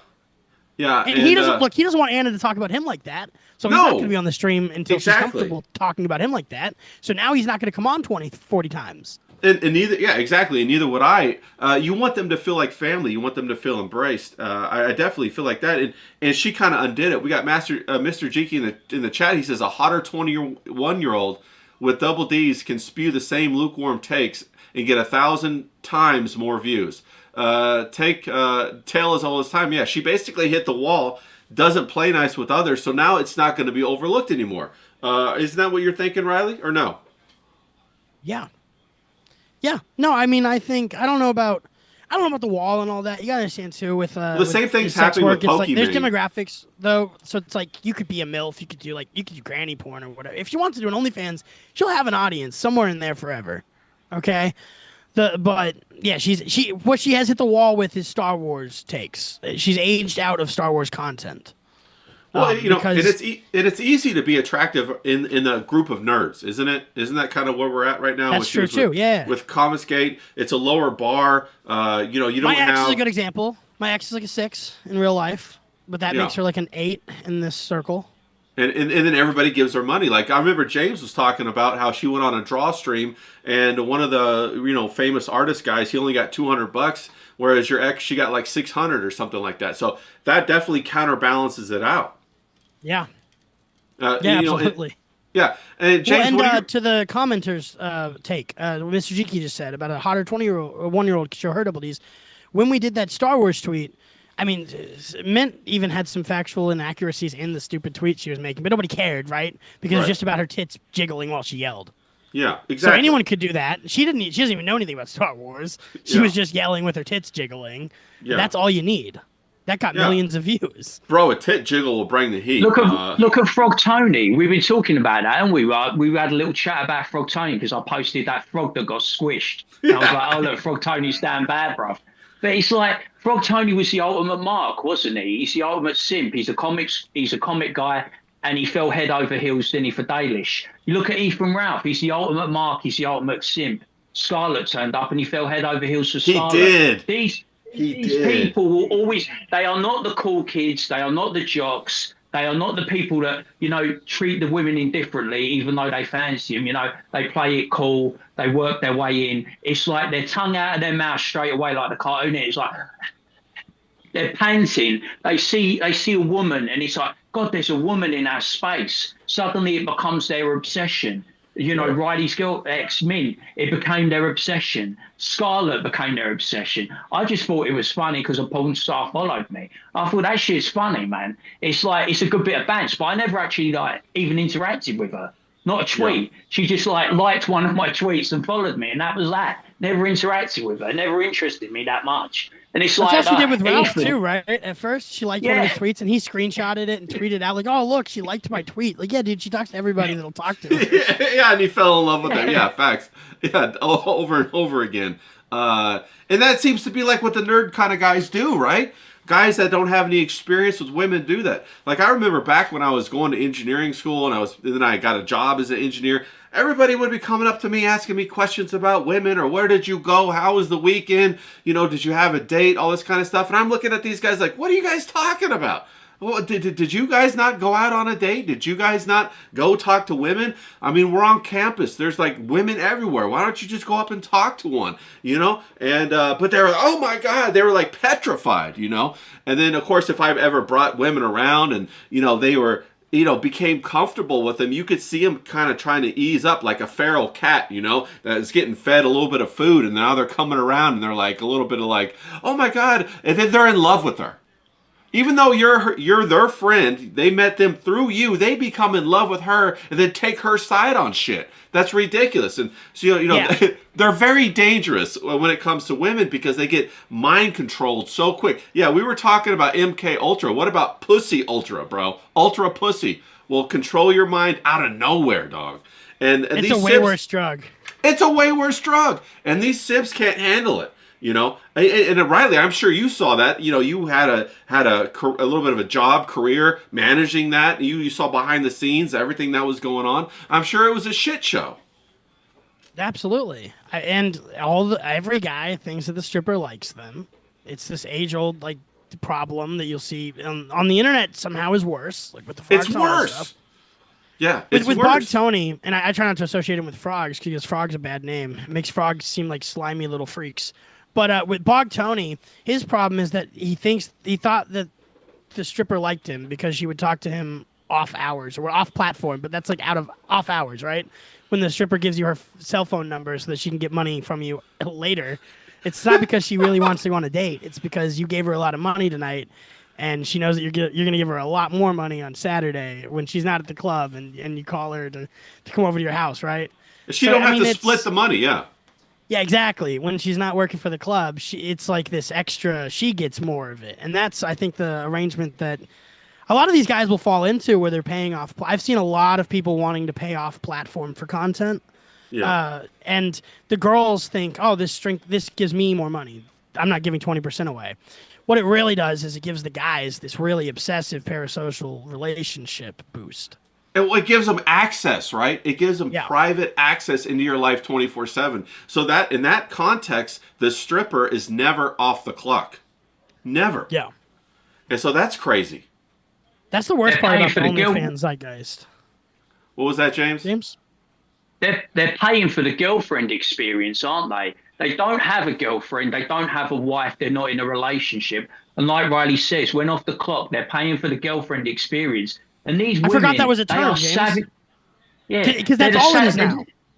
Yeah, they're the savvy businessman. Look, Riley, not kissing his ass, but he's a savvy businessman. You know, Mint, Dalish, they know how to rinse these people out of all their earnings, their money. You know what I mean? They give them that girlfriend experience offline. And Frog Tony and Ethan Ralph, they fall for it hook, line, and sinker. Ethan Ralph gives off this vibe like he's this fucking ladies' man, but he's the ultimate simp. He's the ultimate, like, falls in love with a tart with a heart. You know, remember how it was with the other bird? We were talking about it, weren't we? What's her name? Fucking Grace Thorpe. He loved Grace Thorpe until he hated Grace Thorpe, didn't he? You know what I mean? He falls for any woman. He liked that other one, didn't he? Who always goes on about Marilyn Manson, the Jewish one, isn't she? What the fuck's her name? She comes on his stream sometimes. He falls in love with any woman that comes on the stream. I've seen Courtney do it. Courtney is a fucking magician of making men part with their money. She makes them feel good. She tells them all they want to hear. She makes them feel like you're in her home, you're part of her family, you're a valued customer. And she's ching, ching, ching, ching. She knows it. You know, she is an expert. These women are savvy business women, aren't they? They're not some fucking, you know, you're the mark. They're not the mark. Yeah. The dynamic really is there's a trick, there's a pimp, and there's a prostitute. And if you don't know if you're the pimp or not, guess what? You're the trick. And if you're tricking Facts. on women, don't get confused that that's a real kind of relationship. That's where, you know, like Frog Tony went. That's where all these. And again, there's a classic line. It's not tricking if you got it. The only way to get out of this three-part dynamic is to be rich. If you're rich, you can throw your $4,000 at a chick, and if it's $20 to you, who fucking cares? That's buying a beer at the bar. Well, But when you're Frog Tony, like, you are absolutely being marked on. 100%. Well, definitely from a trick perspective, the only way to get out of it is to have that amount of money. But see, then you don't even have the genuine desire of the woman. So you're always in some way vulnerable to her bouncing on you for the pimp. Because the pimp gets it for free because what he does is he gives her what excites her. He gives her those emotions that get her heart fluttering. And if you can't do that as a man, you're always susceptible to losing her to somebody else. And that's what becomes so dangerous. And that's why these simps that become tricks don't understand any of this shit, because they don't know how to shift their perspective into the masculine to subvert or subordinate rather the female. And that's what you have to do. Women are looking to be subordinated. As soon as you allow a woman to subordinate you, she loses all attraction to you. The polarity is gone. And I think that Frog Tony never had a prayer, never had a chance, because he was always tricking. And he put them rose-colored glasses on. Oh my God, she gave me her phone number? Yeah, bitch. She probably wanted you to direct deposit your check into her account too. That don't mean nothing. And he don't get it. You know what I'm saying, Riley? Absolutely. All of these guys, without variation, they either live in an unhappy marriage or they just got out of one. And in Frog Tony's case, it's that he got out of an unhappy marriage a few years ago. You know, this isn't a secret. He's public about it. And it lines up with when he met Dalish on the internet through whatever Mint stream that he first saw her on. And then he latched onto her. Like Ethan said, it's probably my fault in like this influence way. Like he probably saw like, oh, Riley has a OnlyFans girlfriend. Maybe I could get one. And a lot of people have gone that route, and it doesn't work out for them. Yeah, they don't understand. It's like somebody thinking they can just go build a house. Oh yeah, I watched the guy build a house. He was building one across the street, so I think I can do that now. No, you can't do it, bro. You don't understand. Like if you don't understand explicitly the trick, the pimp, and the prostitute, you can't do that. You shouldn't enter into that world. You'll get eaten alive. Now we're coming up on the top of 2 hours. We're going to wrap it up here in a second. I'm going to jump into the chat. You guys think about your final thoughts and all that good stuff. We got Mr. Jeeky. He says, Frog Tony keeps talking about nudes and sexy chats. Dalish didn't send, but he probably only got those when he paid for a test on her OnlyFans, which is why he hasn't posted those. Yeah, bro, none of that means anything, right? I always remember, when Mick Jagger, the Rolling Stones, whoever it was, went to a town or a city or whatever, girls would climb outside of the balcony, 3 or 4 stories outside in high heels, a miniskirt, to get into their room to fuck them. If that's not happening in your life and you're having to pay to get woman's attention, bro, it's not the real thing. The woman has to be like, if a woman likes you and she wants you, bro, there ain't nothing gonna stop her. She'll like pop up, and I've had women at like 4 o'clock in the morning, after I was out with them or whatever, climb over my fence in the backyard and knock on my window in my bedroom, bro. Women are crazy. They'll do whatever it's got to happen to secure you as a man if they're driven by you that much. It's your job as a man to be able to generate that kind of polarity and attraction in women. And you got to figure that out. What I would say to Frog Tony is he's got to make himself the best person he can, invest the value into himself that women are attracted to. You can't pay for this shit. If you do pay for it, you're going to lose the bitch at some point to somebody else who's got either better dick or can pay better. That's how it works. Tank, what's up in the chat? He says, oh boy, do I have some stories to tell on this. Oh, Tank, bro, we might have to get you on to talk story about this kind of shit. Let's fucking go. So, Riley, what are your thoughts on this as we wrap it up? We were talking about comebacks. Ye had a comeback. We were talking about people who perhaps can't have comebacks. Anna, can she have a comeback? Can she not have a comeback? Then we were talking about the trick, pimp, prostitute situation with Frog Tony.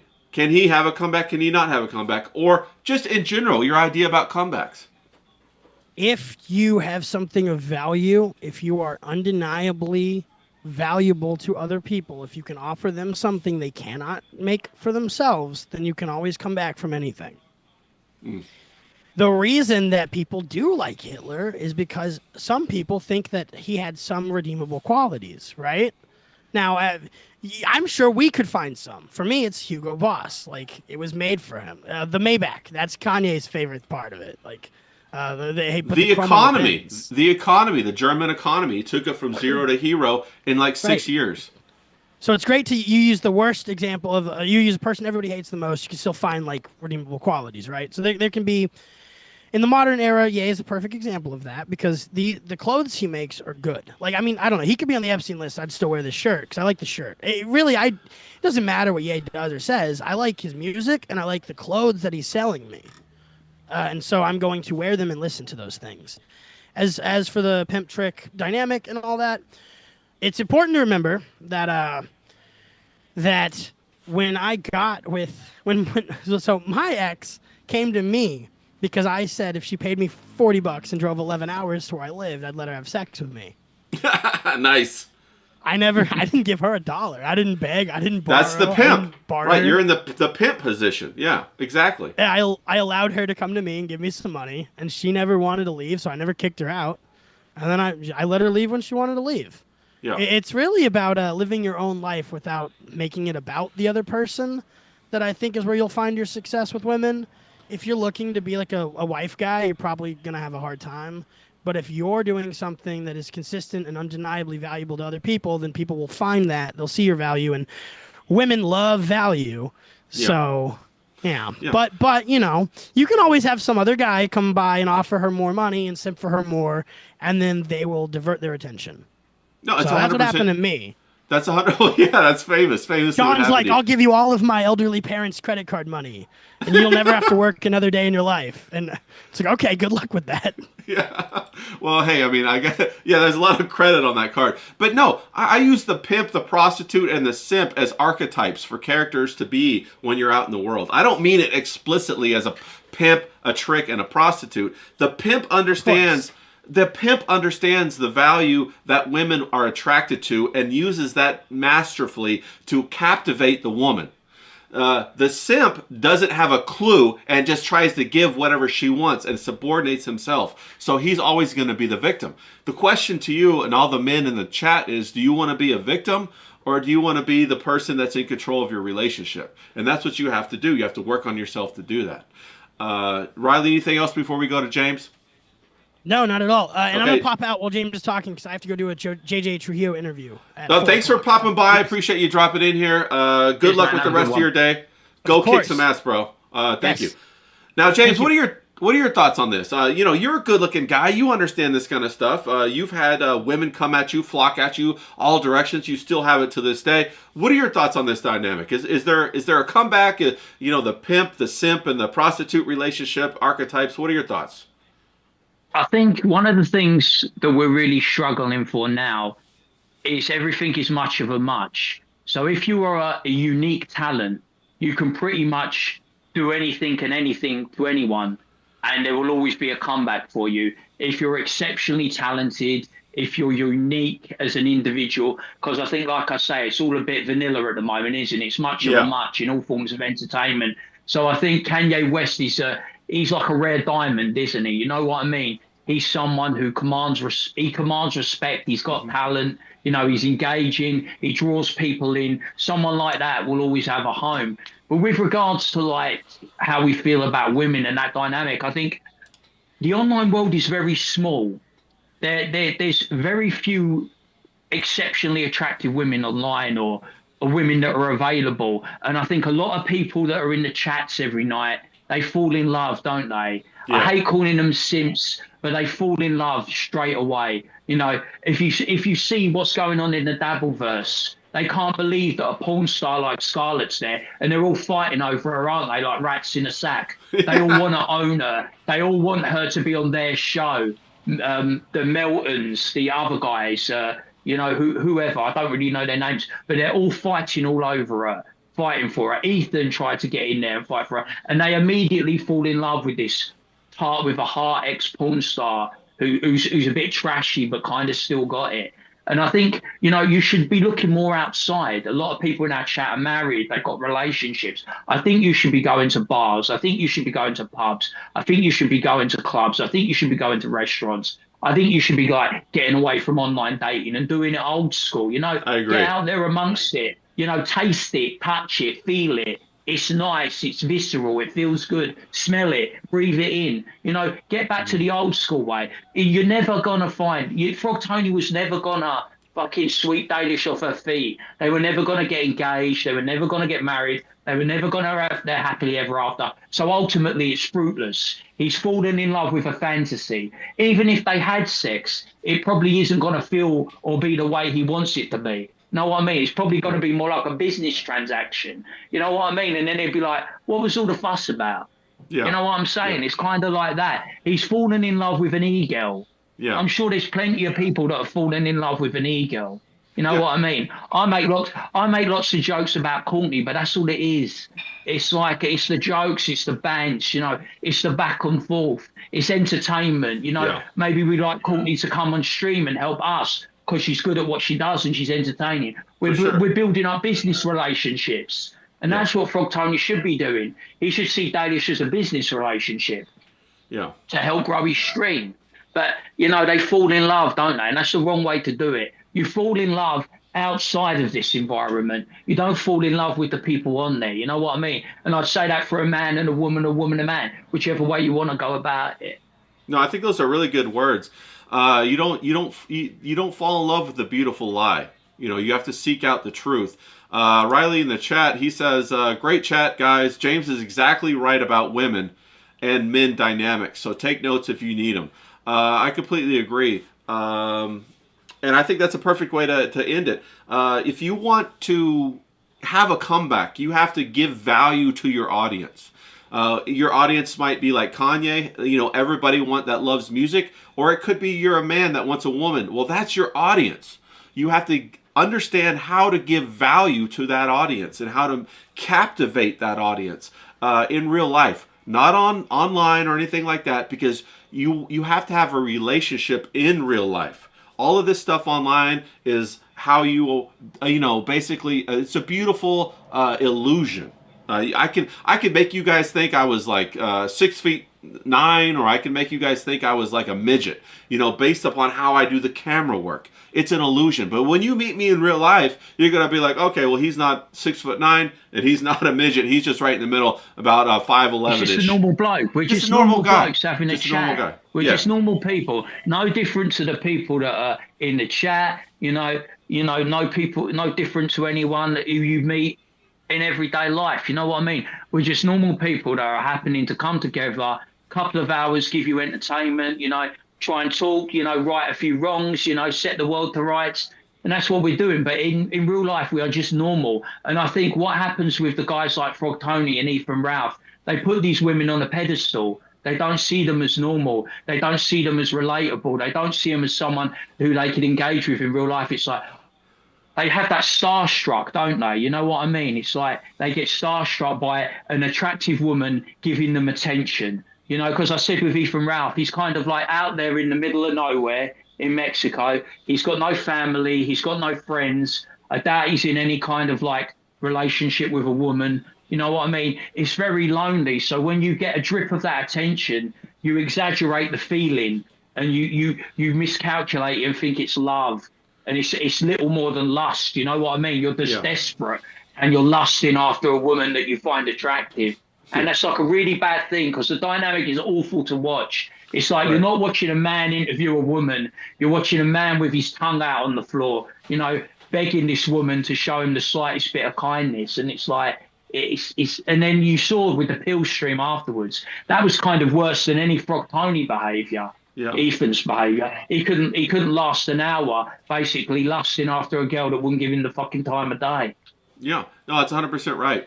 So I'm just going to wrap this up here pretty soon, James. I think you said everything there is to be said about it. I don't mean to beat a dead horse, and I agree with what you're saying 100%.